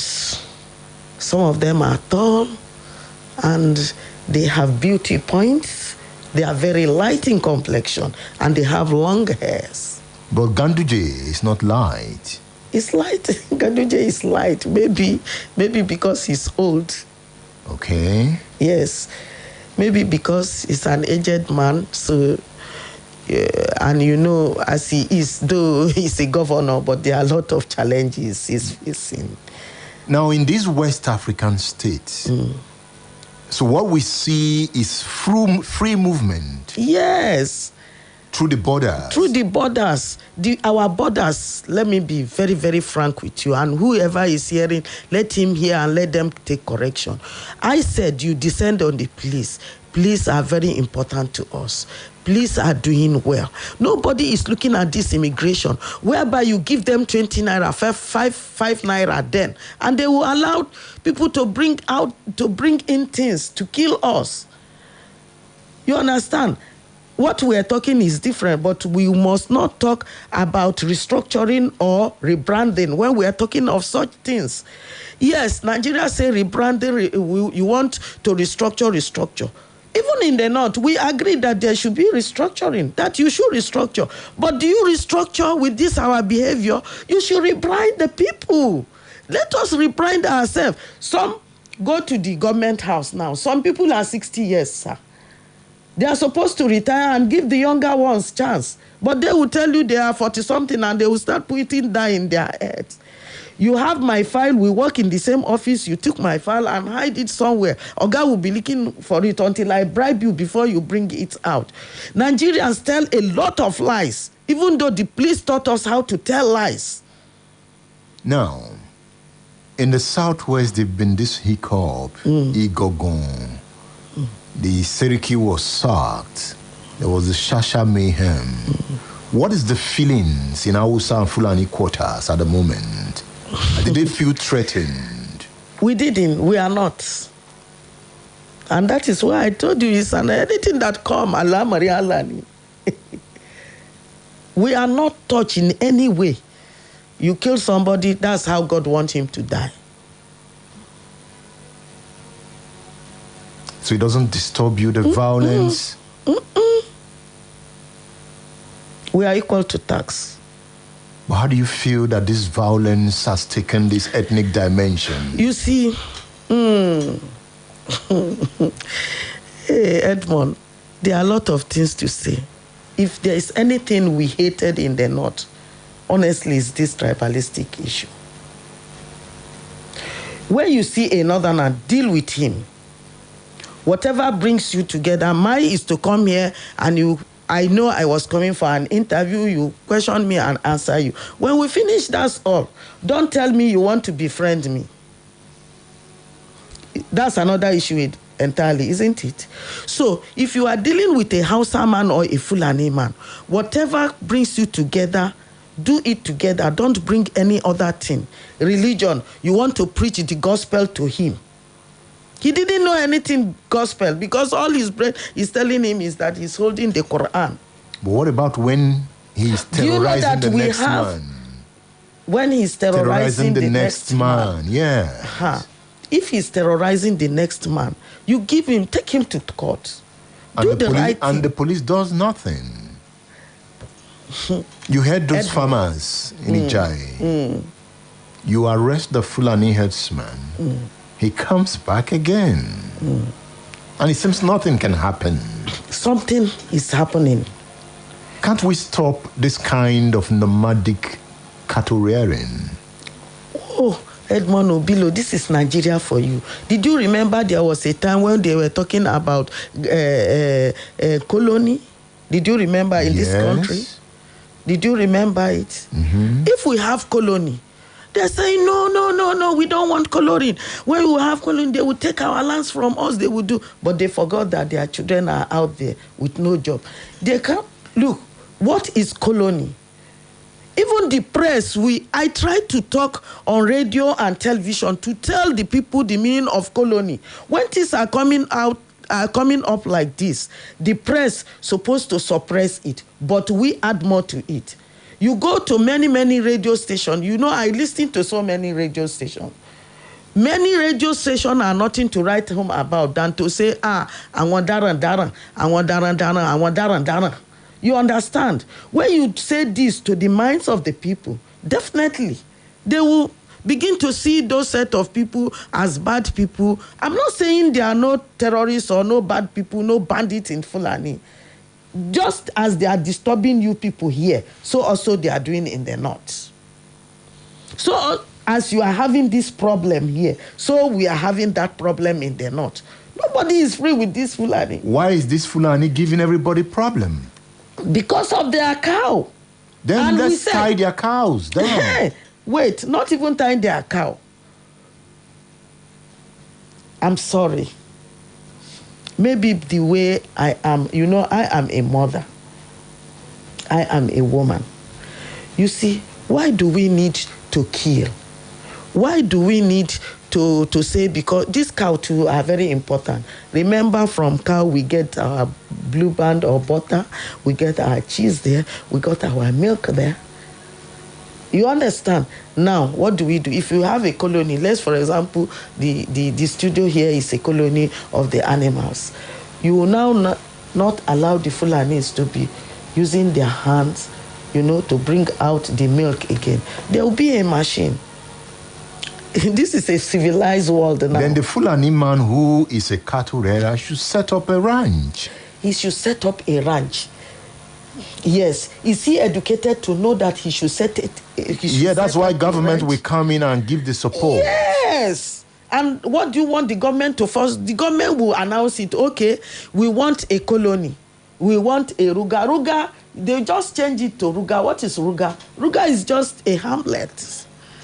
Ruga is just a hamlet. Let's listen to Sheikh Gumi talking about Ruga in Zamfara, and perhaps we'll have a clear understanding of what Hajia Aisha Ismaila is saying.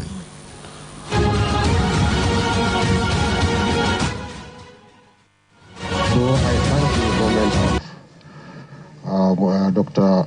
Mutawale that is taking precedence in establishing a Ruga in a modern way, and I hope Allah will give him the power to complete this project, and also the project to be an example for the rest of the country and other governors to follow. I also expect the federal government also to chip in and bring in things that can improve this, and we can see that peace will prevail in a very short time, shorter than we perceive. So thank you very much for this visit. Inshallah, I look forward to come and see the day we celebrate the opening of this Ruga. It's an excellent project which, if we have it all spread all over, then it will solve the problem of migration of cattle, because they are settled and they will have all the amenities like hospitals, like schools for their children, and the society will have more meat and more milk. So I think this is a very laudable project, and we thank God we have vast land in the north. It's enough for them, and anybody who wants to copy it, I think privately too, can also form a private Ruga, in which way it can be also a commercial, project. State Affairs with Edmund Obilo is live. That's Sheikh Gumi there, corroborating your point. But again, the North has this large expanse of land. Let the North give them Ruga if the South said it's not ready. The South should not say they are not ready. No country is self-sufficient. I did economics in my secondary school, and I can still see my teacher now. She's a Yoruba woman telling me that no country is self-sufficient. So no state is self-sufficient. So you are calling on southwest states, southeast states, and south states to give the Fulani a chance. Even southwest has started it. Only that they will not allow the Fulanis to do it themselves. They have taken people to Germany or America to be trained. So at last, what they are saying is everybody can rear cows. It's not just the Fulani business. But there must be peace, right? Yes. We need peace. We need peace. And we need justice. We need justice, and there must be peace. And there must be peace within Nigerians. Wow. Whether Yoruba, whether Hausa, whether Igbo, there must be peace. And we must love ourselves. Hajia Aisha Ismaila, thank you for featuring on State Affairs. Thank you very much, Edmund Obilo. Before I leave, I would want to tell the Yorubas that they should whatever you do, you see, what patience cannot give to you, fighting cannot give you. Okay, say something to the Hausa people too. Say it in Hausa. Okay, yan arewa a kurmi kamar yadda kuka ji nake magana shine nake ga muku mahaƙurci mawadaci mu ci gaba da haƙuri amma ba tsoro ba ja da baya. You called for peace. Yes, I called for peace. Yes. Aisha Ismaila is the president, Matan, Arewa, Southwest Nigeria. I'll be back after this break. Don't go away. Mamas, una good morning, no. Help them to they smile every day for school. Make them they brush with Colgate Maximum Cavity Protection because Colgate locks calcium in. Splash FM 105.5. Quick, Charger 240. Hot news, cool vibes, sports, and more on the Integrity Station.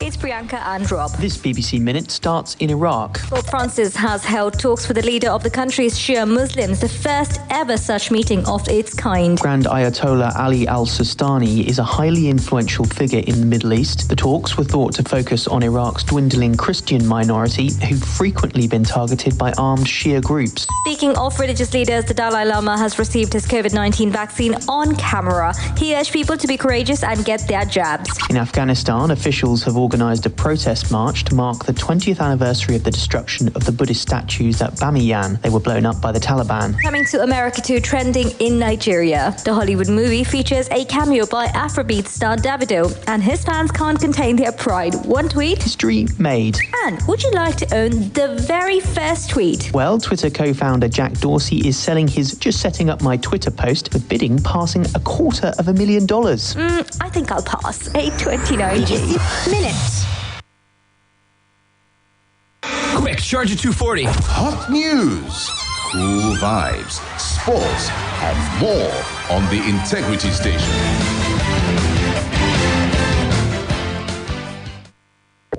Countdown 4, 3, 2, 1.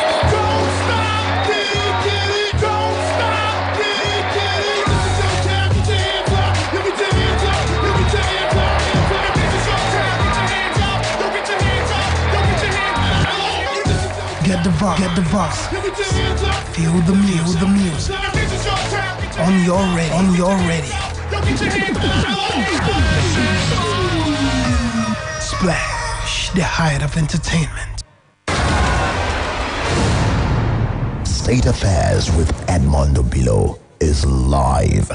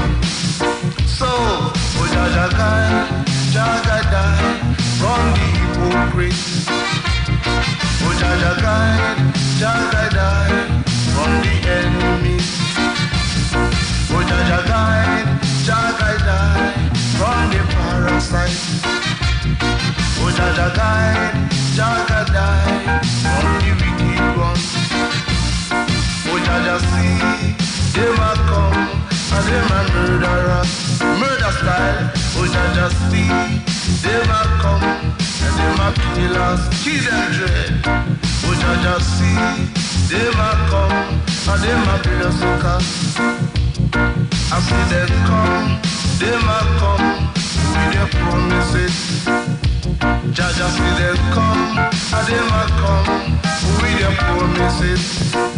Let the way you know that them a come, we go check it out. Let the way you know that them a come, we go check it out. So, oh Jaja guide, Jaga die, from the hypocrite. Oh Jaja guide, Jaga die, from the enemy. Oh Jaja guide, Jaga die, from the parasite. Oh Jaja guide, Jaga die, from the wicked one.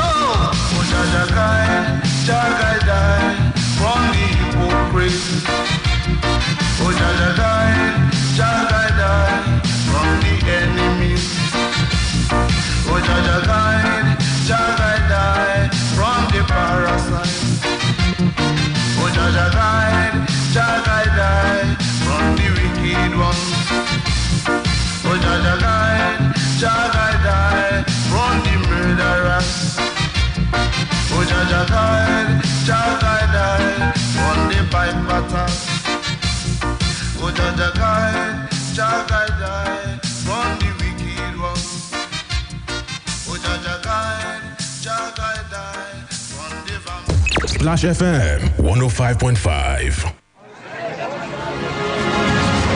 In the global village of conflicting ideologies and complexities, understanding systems and schemes through awareness and social reconstruction becomes expedient. They never told you how you offended them? I'm not on trial, so I can't go before Join the radio man, Edmund Obilo, on State Affairs for local and international politics, security, extensive economic analysis, interviews, and world power play. Nigerians must choose the path they want to follow. Follow the same looters and sponsors of violence who control the political structures or encourage the formation of a new leadership team. Be a global citizen and join the radio revolution on State Affairs. State Affairs with Edmund Obilo. Radio just got deeper. Daganan kilo petening kom lo moham. Di petamaso sanalom. Muasa benge kaputo.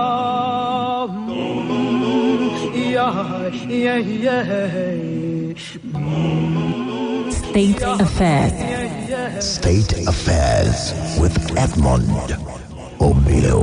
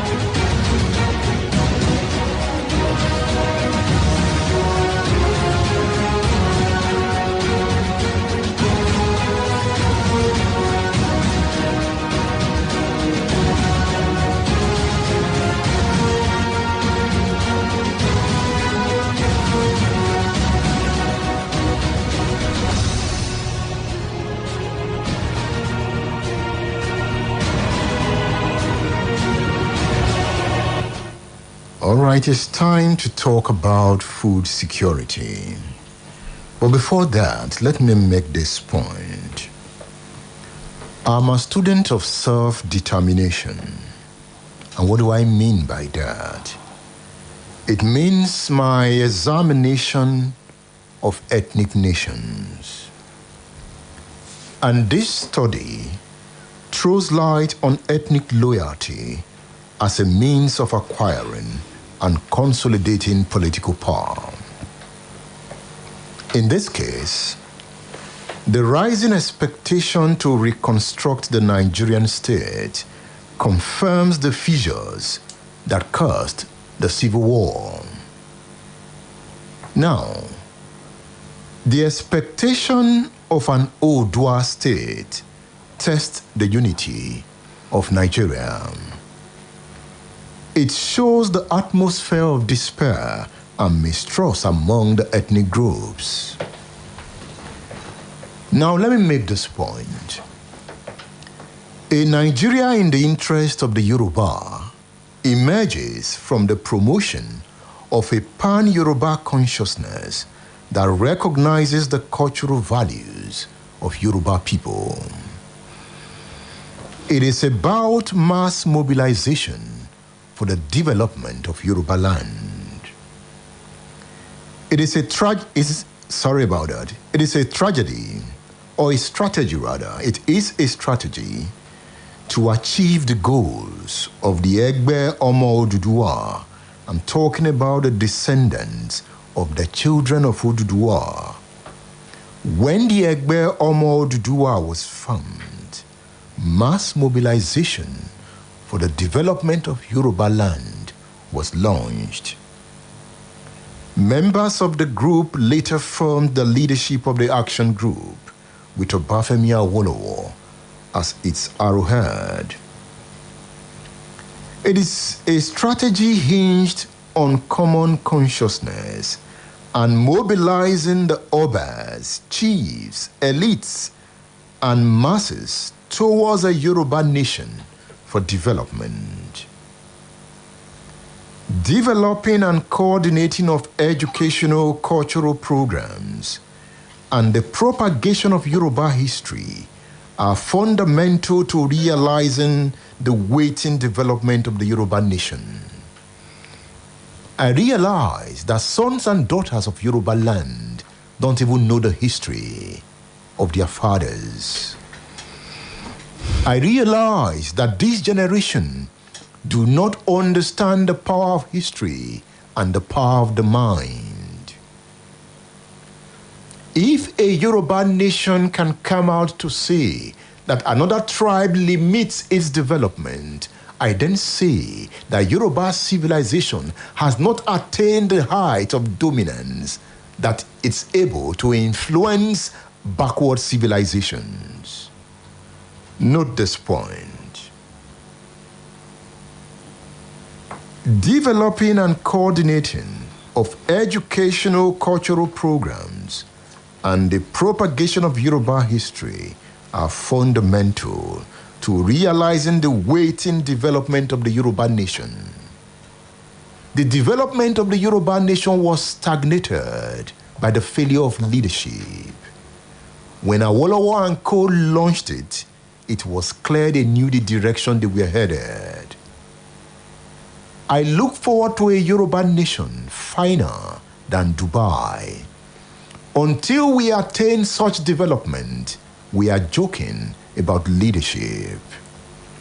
But I have some questions for you to take away.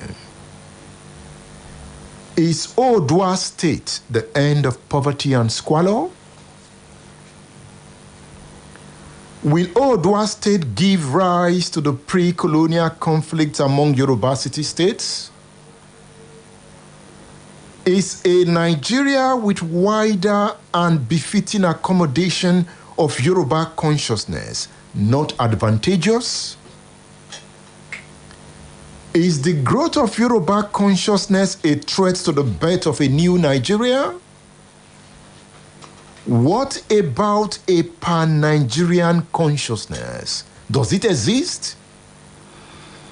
The answers to these questions belong to a broader analysis of the Yoruba question, as ethnic factor is behind the fierce conflict in accessing national power and resources. What about the food blockade? Does it remind you of the Civil War? Food should not come from the north to the south. We saw that recently. Has Nigeria unraveled? Comrade Akin Agumbiade is on State Affairs.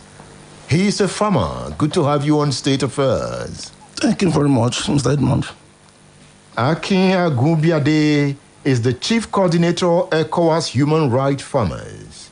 He is the President of your Chamber of Commerce, Industry, Mines and Agriculture.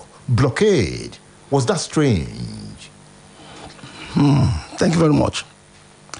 It's not strange. It was expecting, but what actually happened is this. Blockage of food coming to South, both ends, at the end of the day, both ends will suffer for it. One, they want to teach us a very unfamiliar experience. The problem does not start today. It started since 1979, when Shagari was in government, when he funded Level River Basin Authority in Nigeria.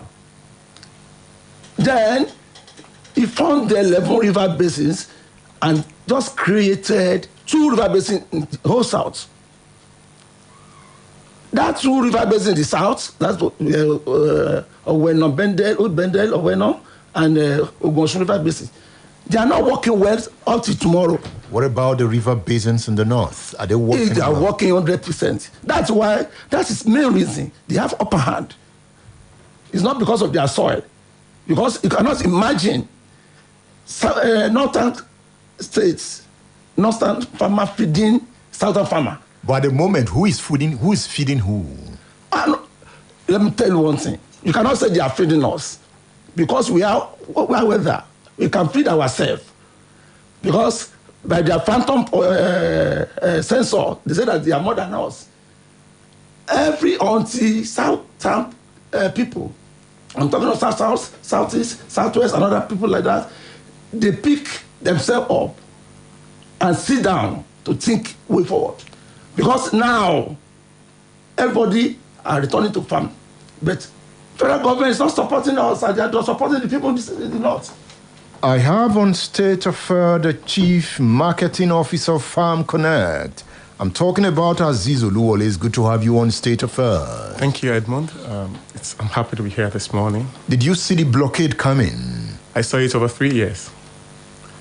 When I got the news of the blockade, I sent it to a friend who is also was in the military with me. And he said immediately he saw the news, said he was just thinking about me. I had been very cautious about talking about the blockade on air, but it's something I'd always been conscious of. And because it's a very powerful military tool to weaken your opponent. You know, so I said at that time, I told him, I said, why would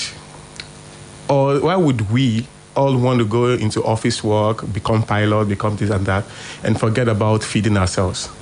In fact, it was one of the things that prompted my company to start agricultural production, targeting Osun State at the central of Southwest, considering Kwara as Southwest as well. And then we also put Imo to service the South-South and the Southeast, with the mind that someday, somewhat, Nigerians will realize that blockade will be used as a tool against us. It happened so fast, faster than I envisaged. The nearest to it that made me a bit glad, not necessarily about the situation, was the COVID-19 situation, where there was some difficulty in farming and movement of things. I hoped that was going to open our mind to a lot of things. Of course, a lot of people went into agriculture, but that's another thing to talk about. Then outright blockade this time now justify the vision I've had. Not spiritual vision, I mean. Now, this blockade has created a definition, we against them. I thought we were one Nigeria. So why should one region blockade the other region? Yes. Thank you very much. You know, it's getting to a stage that Mr. President should not speak out. Because everything happening in Nigeria now is behind his door. Let me compare Obasanjo regime and Buhari regime. You know, Obasanjo will not take nonsense. I can remember, and I could remember vividly, then that when OPC were trying to mess up then, Obasanjo ordered them to be arrested. Tell me why Mr. President is not talking now. All this problem that is coming up now is generating to another thing that will not be covered up again. Let me tell you. They said that that is destroying our farm, that killing our people, they are not from Nigeria. Okay, why are you protecting them? They are not Nigeria. You said that they are from Niger, they are from Cameroon, they are from... Why are they stopping killing us? If you went on my pages on social media, I can see a dominant argument that there is a plot that the Hausa Fulani cattle rearer has been sent down to destroy the farms in the south so that the south would depend on the north for food. What a conspiracy, Aziz Oluwole. Well, I don't have data I don't have any proof to say it's a conspiracy. But of course, Yoruba people say, it looks like it, doesn't look like it, it appears to be like it. You see, when you're talking about warfare, you want to look at it from 4 dimensions: diplomatic, intelligence or information, military, and of course, economic. When you're looking at economic warfare, is the strongest strategy you want to look at. When you weaken a nation or a group of people's economy, you know, what do they have to execute military warfare? How would they source information? And then when they are weak, how do they even build strategic diplomatic relationship with other regions or states? So the question is this: as a nation that we are agrarian, everything about us even depicts agriculture. How would you justify the deployment of military assets to protect oil and gas in South? I served in 17 years in the Navy. I was protecting oil and gas. Why is food, which is the fundamental of security, not being guarded that much? Why the consciousness of the protection of our farms not being taken seriously? That a man who is an illiterate, for the sake of cows, which is the method that is even against modern farming technology, that's even denying us economic advantage, is being protected. So why would it? So it is. You see, when people don't see justice, is when they take it in their hands. Now let's look at this blockade. Does it mean that the North is the food basket of Nigeria? I will not say yes, but of course there's a lot of agricultural activity going on in the North. Large agricultural activity. They are more conscious of agriculture than we are. They are more conscious? They are more conscious of agriculture than we are. Because by the time we are planting once, I struggle to plant twice in a year. Northerners, they have access to irrigation. They are planting 3 or 4 times. And besides that, they have access to many things, including fertilizer and some other things. Who is giving them the fertilizer? Federal government is doing everything for them. Federal government? Is federal government not giving the South? Federal government is giving the South, but they know the system they are doing. But you have state governors here. Can't they develop irrigation project? Must we wait for federal government? That's the problem we're having with our state governments. Because look at Shade there. We have Ikerejo Dam. Ikerejo Dam can serve more than 20 states in Nigeria. Nobody is here to develop it. And if I would come in, even the dam in Ogun State, I've forgotten the name of this dam, from Ogun River. The Lafayette side. Yes, I was there recently. We had a lot of dams. They're just there. Among all the dams I've seen around here, I saw the one Ashijire Dam doing well. But how is it affecting agriculture apart from aquaculture? So I'm just corroborating this. Our consciousness of agriculture in this part of Nigeria is not as it should be. So when our governors talk about agriculture, they are joking, right? They are joking. They are not sincere. Well, I wouldn't want to be rude by saying they are joking. I want to say they need to put more practical, actionable effort. Yeah, my own stand is that I can't stay here and just talk against my governance anyhow. So, but I think they should be more conscious. They should be more proactive and more supportive to farmers. It's not just about agriculture, or ethnic or political issue. We need to be conscious and deliberate about the food security in our region, because there is no how you have any form of other security without food security. Every conflict is preceded by scarcity. What are these products that come from the north that we are not producing? They have onion, they have tatache, tomatoes, and some carrots and other things like that. It's not major food that we eat anyway. Though we are eating it, you cannot do without pepper, tatache, onion. But we are planting it here. It may not be as high level as they are doing there. And if you have stable irrigation, this is not that we are discriminating or abusing any government place. If you want to talk, let us talk straight. You know, that's my line. And we have about 24,000 acres, and that's the jot down. If they come together to develop that place, they can invite federal government, or they do it themselves. When Ambassador was there, he visited the place, he saw everything there. Let every successful governor in your state or Osun, let them come together to develop that place. No, agriculture is not everything, but after food, it remains security. Aziz Oluwole, yes, I know Farm Connect has something to do with tomatoes, right? Yeah. You can produce tomatoes in the southwest. I have produced tomato in southwest for 4 years, and I'm not one of the people that say. One day I went to the market and they told me this is Hausa tomato, this is Yoruba tomato, and the Hausa tomato is double the price of the Yoruba tomato. I said, this is waste of money. You are paying money for carbon they are emitting. You are paying money for transportation, for the spoilages they have had. Bring the tomato production close to the Yorubas. There is no reason why we should spend so much on tomatoes. I produced tomatoes that had 6-week shelf life, without putting it in the fridge, right here in Osun State. People have been to my farm. I will take you there.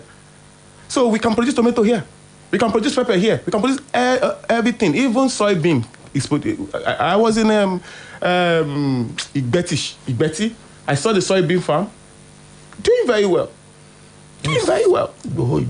Yes. So all of this we can do. Like he said, they had irrigation. They had flat land there. They had irrigation. What are we doing? You want to even get loan. They say there is NISA, there is this, there is that. You hear all of those things. You want to get loan. They can't give you money for clearing. They can't give you money for structure. They can't give you money for irrigation and tell you all you can do is just operations. Is that agriculture? That's why I don't even apply for any government aids. Aziz Oluwole, Chief Marketing Officer Farm Connect, is on State Affairs. Also on State Affairs is the Chief Coordinator, ECOWAS Human Rights Farmers, and the President of your Chamber of Commerce, Industry, Mines and Agriculture. I'm talking about Comrade Akin Agunbiade. We'll be back after this break. Don't go away. State Affairs with Edmund Obilo is live. Splash FM 105.5. Ó yá gbogbo èèyàn, màmá, bàbá, ẹni tó tóbi, ẹni tẹ́rẹ́ tàbí rùmúrùmú, ṣé ìṣẹ́pọ̀ mẹ́fà nìkun tiẹ̀ tàbí ẹyọkọ bọ̀rọ̀ gidi. Gbogbo yín la pè, mọ nǹkan tọ́wọ́ rẹ̀ bá bà, kájọ ṣeré ìdárayá. Ẹ dùn náà, ẹ yẹ kí sáré sẹ́ẹ̀tì díẹ̀ mu náà. Ẹ jẹ́ lọ, gbogbo èèyàn la pè sẹ́rẹ̀ ìdárayá pẹ̀lú ohunkóhun tó lè fọ́kàn àtàrà lókun nínú ìdíje 3 Crowns Milk Fitness Challenge. Amárata kébé ọlọ́gbọ̀n ọjọ́ forúkọsílẹ̀ lónìí ní www.femininelounge.com/competition. 3 Crowns Milk. Healthy moms, happy families.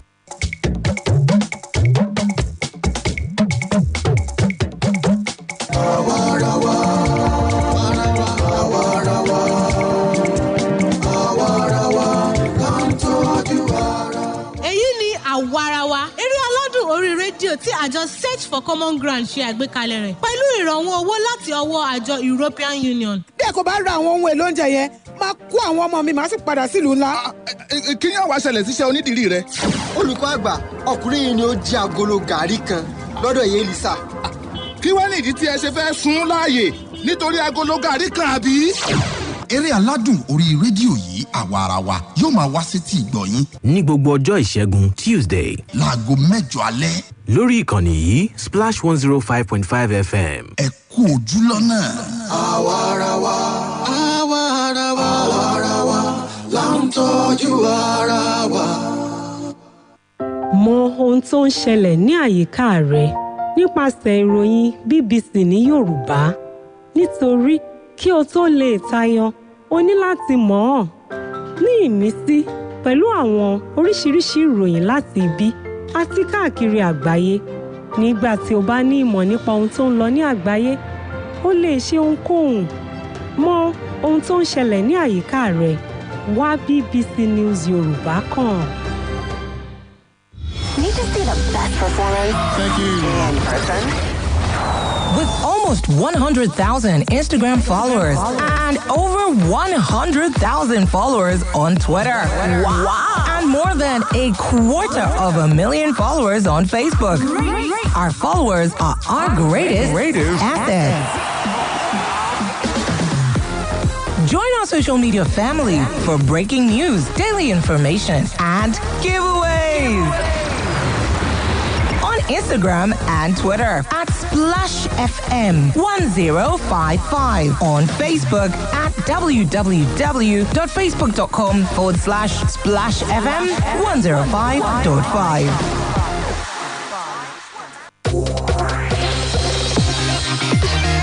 Are you satisfied with the level of your sales? Would you want to increase your customer base? Why not come do business with us at Splash FM 105.5 and we will help expose your products, goods and services to our audience. Visit us today at our corporate head office, White House at Felele Ibadan, or call Tokwe on 0805 699 8685. Bukola on 0805 699 8713. Femi 0811 249 4234. You can also transact business at our Lagos office, number 1 Adebayo Akonde Center, Oba Akran Road, Ikeja, Lagos. Call Yetunde on 0805 699 86 or email us at traffic@splashfm105.5.com. You would be glad to do business with us.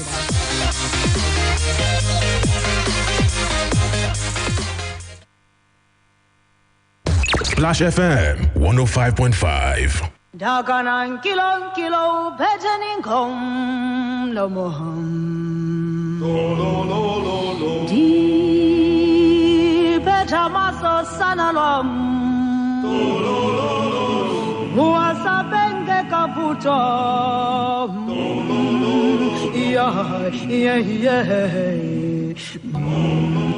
State Affairs. State Affairs with Edmund Obilo.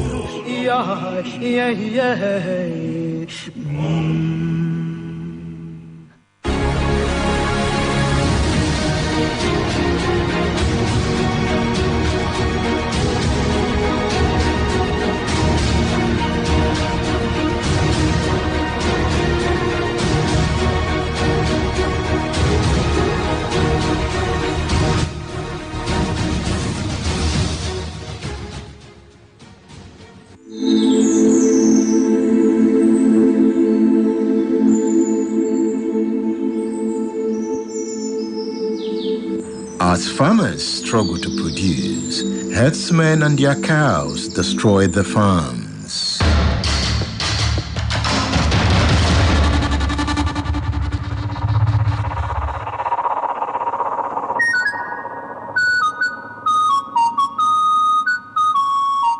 There are herdsmen in Ijayi farm settlement.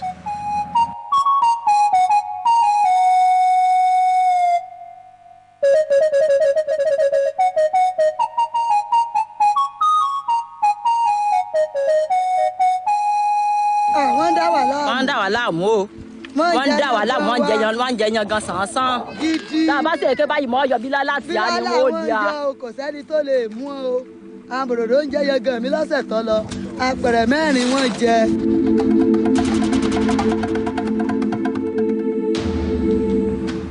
As you drive into the settlement, you are welcomed by its rustiness. As our car gallops through the bad road, we see why the potentials of the farm settlement are not reached.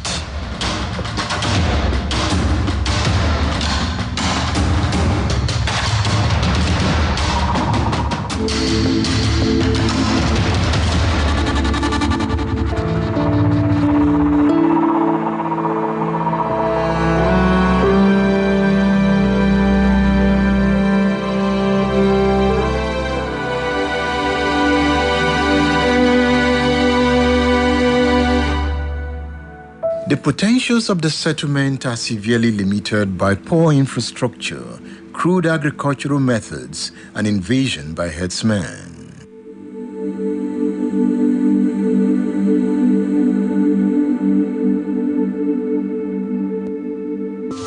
We need to go see for ourselves. So we are on the move. Come with us. It's a journey into discovery. It's a mission to encounter herders and the farms. Now that we are the waterside, we meet a freshness that reminds us of the poor condition of the settlement.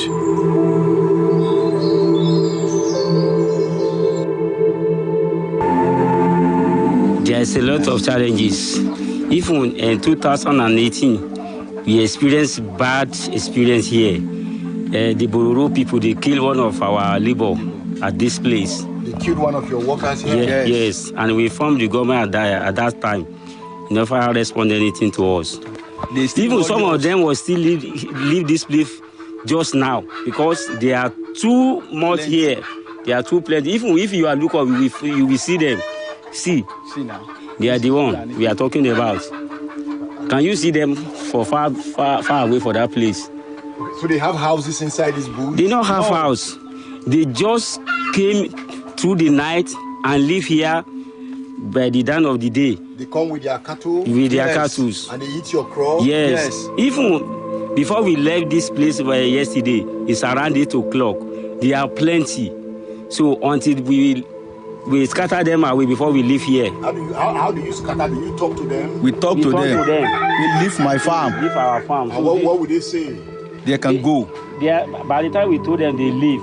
But at some time when they told them like that, they will not leave. They will still came in the midnight to destroy the farm. After they saw that all the farmer was away from the farm, they will still came back and destroy the farm.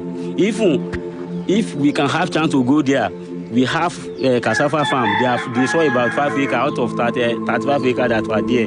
So destroy everything there. It was there now.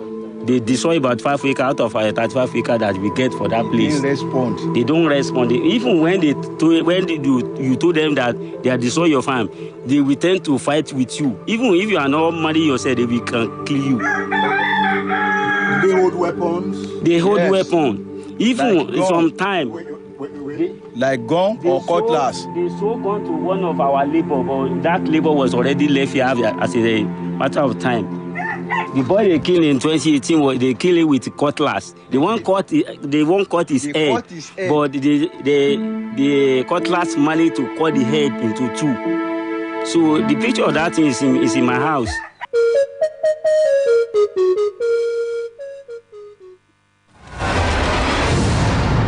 State Affairs with Edmund Obilo is live. Aziz Oluwole, Chief Marketing Officer, Farm Connect, is on State Affairs. Aziz, you listened to part of that documentary. I made some notes. So tell me.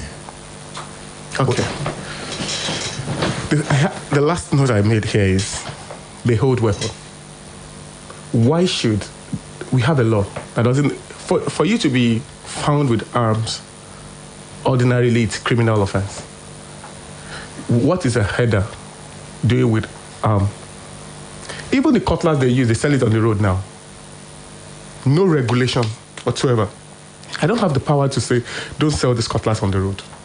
They are the Fulani cutlass. Go to Iwo Road. See it on the road. It's publicly sold. Nobody is thinking of that from security.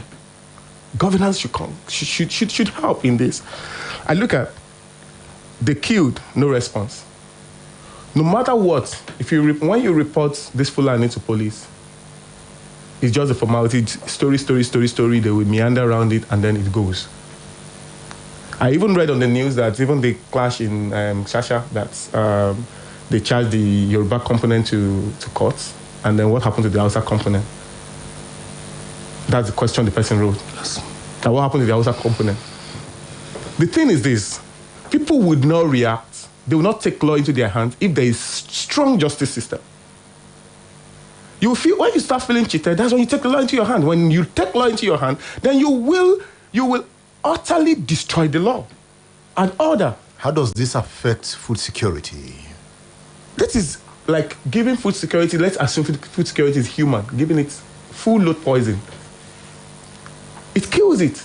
You heard the farmer there talking about losing 5.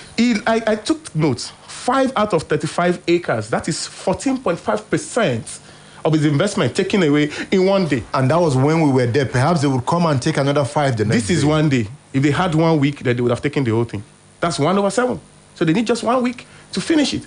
A man in Edo State came from Canada, invested $1 billion on his farm, and herders went there and utterly destroyed the farm. Nothing has been heard about it till date. You know, they attack. They steal. Why do we look away from this? I am of this opinion that, like I say, if we can guide oil that gives us money, because it gives us money as a nation, and we could deploy military assets to protect oil, how much more lot of paramilitary? What is NSCC doing? What is the Agro Ranger doing? I was in Osho State some times ago. I saw the Agro Ranger commandant, the Oga Patapata with his black neck. He came to the ministry. He parked right beside me. I got into my car, I pressed the button, my car started. As a private person, they were pushing his car. Now, let's say there is a call for, that is the Oga. What happened to the boys on the ground? None of them was even armed.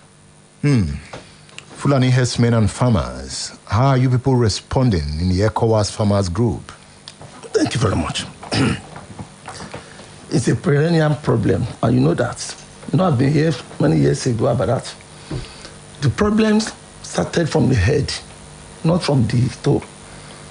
Because they say that if the head is destroyed, the whole body is finished. Today, I will advise farmers for 2 or 3 things. They should come together as usual. They should continue. They should not take law into their hand. They should continue reporting the case to any nearest police station. But their farms are going by the day. Farmers are leaving the farm. I know. Let me Do you have reports of people abandoning their farms? Exactly. It happens to us here. But what we are doing is this, because no senior police officer will risk his rank because of that. That's what I'm saying, that Mr. President is causing everything. He should talk. And order anybody destroy any farmer's property, they should charge him to court. Police know what to do. Police are not that. They are professionals. Our police in Nigeria is one of the best police in Africa. But what I'm telling you is that let Mr. President talk. Let him come out and tell us what is really going on. Because many of these farmers are borrowing money from the bank, and the bank are expecting them to return their money.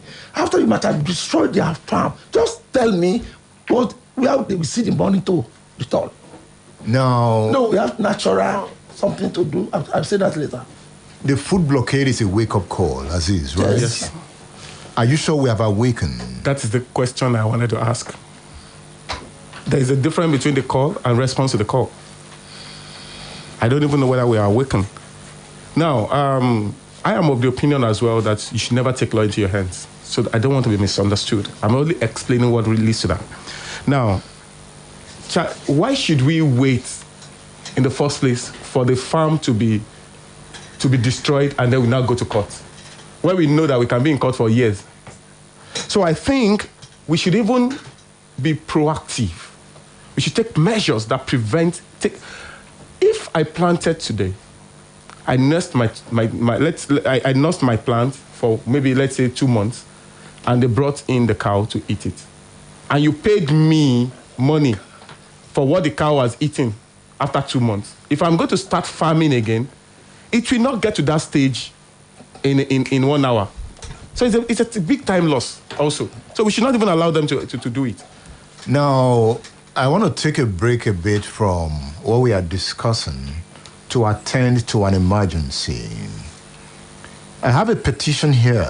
It's an open petition against indiscriminate arrest and detention of Mr. Idu Afo, Amotekun coordinator, and Mr. Ibikunle Ayuola, Amotekun operations commander.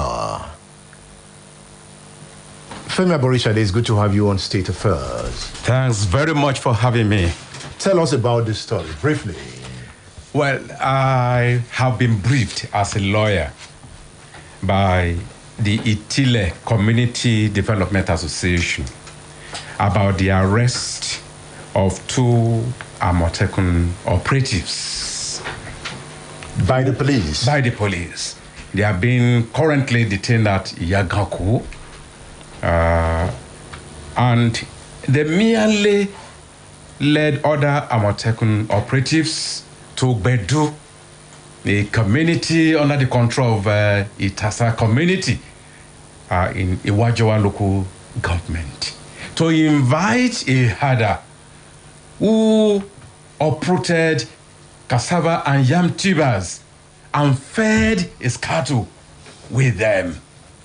They went to invite him for a discussion over compensation in accordance with the memorandum of understanding that is existing. In actual fact, the Serikin Fulani cooperated with the Amotekuns to get him to go along with the Amotekuns. But along the line, the friend of this herder came out with, according to them, according to the brief that we have, with dangerous weapons and attacked some of the Amotekuns. In natural fact, 2 of the Amotekuns are still receiving treatment in the hospital in Iwerele. So the question now is, on what grounds would the 2 Amotekun officers be detained? Those who inflicted injuries, fatal injuries, have not been arrested and detained. Those who went, to ensure peace in conjunction with even the Fulani community, they are now the ones being detained. So we calling in this petition on the police authorities to carry out thorough investigation and ensure that they do not appear to be given the impression of encouraging brazen criminality. Okay. You have some Amotekun members with you here? Yeah, one of them. One of them. Okay, you speak with that microphone. Come, let's use Aziz's microphone. Yes. Briefly, tell us what happened. Ìkan tó ṣẹlẹ̀ ni pé ìgbà tí àgbẹ̀ wá sí ọ̀dọ̀ wa láti fẹ́ bá mú ohun àti. What's your name? My name, orúkọ mi ni Peter Ọláògùn. So what happened? Ìkan tó ṣẹlẹ̀ ni pé àgbẹ̀ wá sọ́dọ̀ wa láti fẹ́ ṣe settlement láàrin òun àti Fúlàní pé ká lọ bá òun arrest ẹnìyàn láti ṣe settlement. But bàtà dé ibi ọ̀dọ̀ Fúlàní yẹn, Sẹ́ríkì Fúlàní òun fúnra rẹ̀ ló bá mú Fúlàní ta fẹ́ mú láti mú dé di mútò Àmọ̀tẹ́kùn láti ṣe settlement láàrin ara wa. Gbogbo àwọn Fúlàní tó kù tó jẹ́ ọmọ kéékèèké wọ́n ní àwọn ò gbà láti jẹ́ kí á mú ẹnìyàn láti lọ. Just help us summarize what he has said. Yeah, he has reported that a farmer, and that is the farmer standing behind him, had reported to the office of the Amotekun that his farm was destroyed by a particular herder, and they went to that Bedu community where the herder resides with a view to inviting him for a discussion. He said further that the Serikin Fulani, one Alhaji Chumon, also cooperated to ensure that the herder who destroyed the farm was going along with them, but that some other herders now resisted and came out to attack the Amotekuns. How were you attacked? Ìkan tó ṣe pẹ̀lú ìbọn pẹ̀lú àdá náà fi attack wa. Yeah, that they were attacked with guns and cutlasses. How many Amotekun went for that arrest? How many of you? Apọ̀ díẹ̀ tá a lọ síbẹ̀. That there are many. Go there. Any number? 9 or 11 people. About 9, between 9 and 11 Amotekun operatives. So how many elders attacked you? Those who attacked them are many. So they went to a Fulani community to effect the arrest? To effect the arrest. And you were attacked? Yes. Okay, can the farmer come and tell us, why did you go to report to Amotekun? What happened? Tell us your name. Gbero Latif. Èmi ni mo gbé ọ̀rọ̀ ẹni yẹn lọ láti jẹ́ pé oko tó bàjẹ́ lọ́dọọdún nọ́mbà oko yẹn jẹ́. Ìgbà tó bà oko yẹn jẹ́, mo lọ bá wọn. Ǹjẹ́ wá ká sọ̀rọ̀ rẹ̀ ó ní kí n máa ń ṣe lọ́dọ̀ Sẹ́ríkì Fúlàní. Òun bọ̀ wá bá mi ńbẹ̀. Láti bẹ̀ mo padà lọ síbẹ̀. Sẹ́ríkì rẹ̀ mi lọ àti Fúlàní kan wípé òun dúró de bàbá yẹn jókòó lásán kò wá. Ìgbà tó di àárọ̀ ọjọ́ kejì mo lọ sí ibi tí màálù wọn wà, wọ́n ti di ẹrù wọn, wọ́n ti fẹ́ máa lọ. Lílọ tí wọ́n fẹ́ máa lọ, mo ní láti mú ẹnìkan níbẹ̀. Bẹ́ẹ̀ ni ẹ̀gbọ́n ẹni tí ó bà oko jẹ́ gangan bẹ́ẹ̀ ló dé. Dídé tó dé ó ní kí n ṣe sùúrù. Àbúrò ẹ̀ ó ti bà oko mi jẹ́, ó dẹ̀ ló ń bọ̀ asọ́dọ̀ Sẹ́ríkì kò wá. Ó bá ní kí n fẹ́ ni ẹ sílẹ̀, mo ní mi ní fi sílẹ̀ pé ká máa ṣó nínú oko. Ìgbà tá dó inú oko tó rí gbogbo ohun tó bàjẹ́ kò tiẹ̀ rìn débì kankan rárá. Ló bá ní kí n sọ̀rọ̀ iye tí màá gbà, mo ní màá gba 10 million. Láti bẹ̀ ó ní òun ò lè dá parí, òun máa mú ẹni yẹn wá. Láti ọjọ́ yẹn kò mú wá. Ìgbà tí mo fẹ́ ẹjọ́ sùn àwọn Sẹ́ríkì báwo mo ṣe fẹ́ ṣe kíní ti bàjẹ́.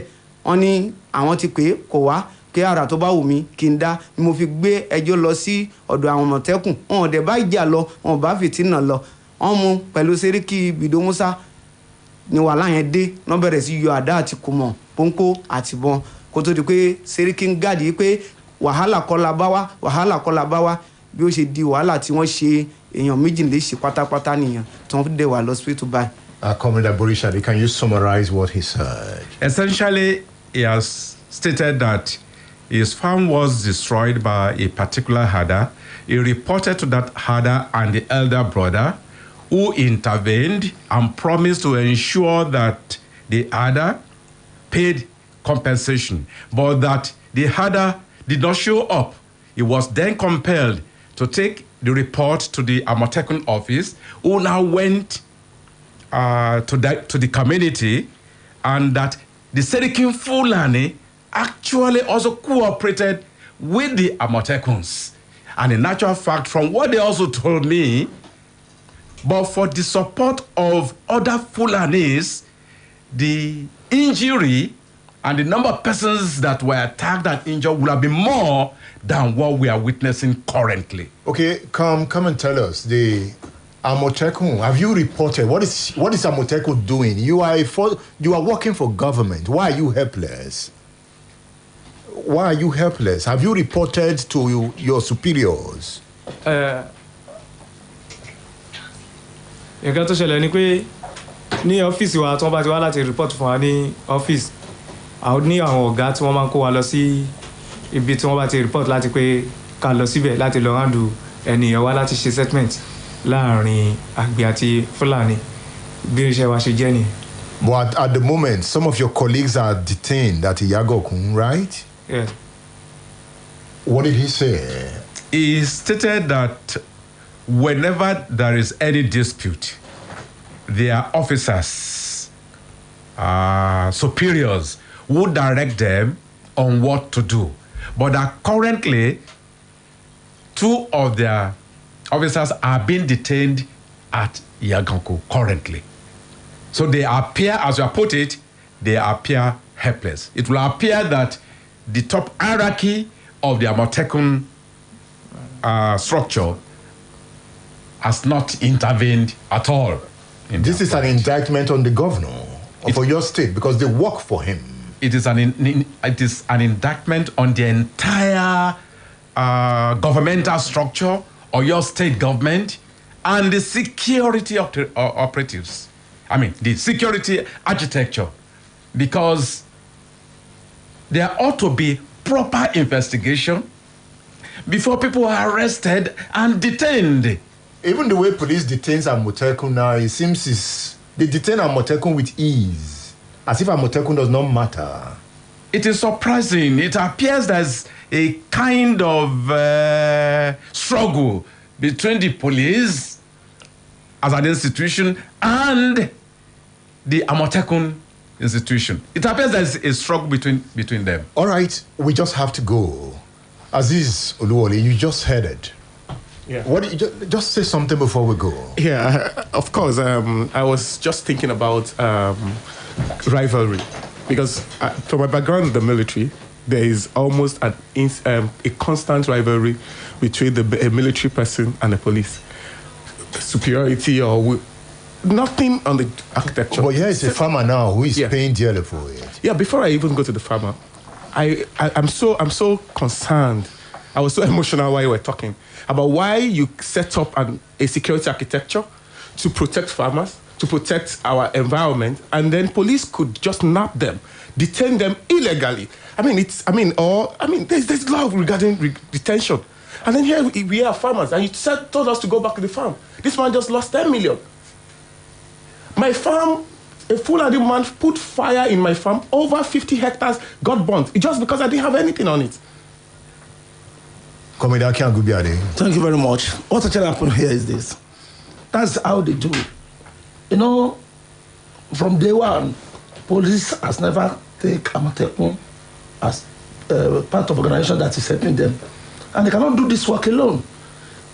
Now, after they have reported to these people, and two of them is now in the hospital, they detain them. What of those Fulanis? Where are they? I'm not saying anybody. See? Look at it. They're supposed to have arrested them also. Okay, let's leave it at this point. We just have to go. Comrade Akin Agumbiade, thank you for featuring on State Affairs. Oh, welcome, Edmund. Comrade Agumbiade is the Chief Coordinator ECOWAS Human Rights Farmers. He's the President of your Chamber of Commerce, Industry, Mines, and Agriculture. Aziz Oluwole, thank you for featuring on State Affairs. Thank you, sir. He's the Chief Marketing Officer of Farm Connect. Femi Aborishade, what next? We must just thank you for your continued efforts in ensuring peaceful coexistence on a principled basis. We'll continue along that line with you. Thanks very much. Thank you for coming this morning. Thank you. Next week is another time. I'm Edmund Obilo. I work with Bosun Alayode to bring you this edition of the program. Yemi Faturoti is here. I hope you can watch our videos. Check Edmund Obilo pages on social media, and you can watch the videos of the programs we just presented.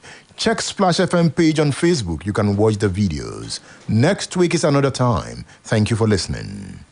Daganan kilo, betening kom, lo moham.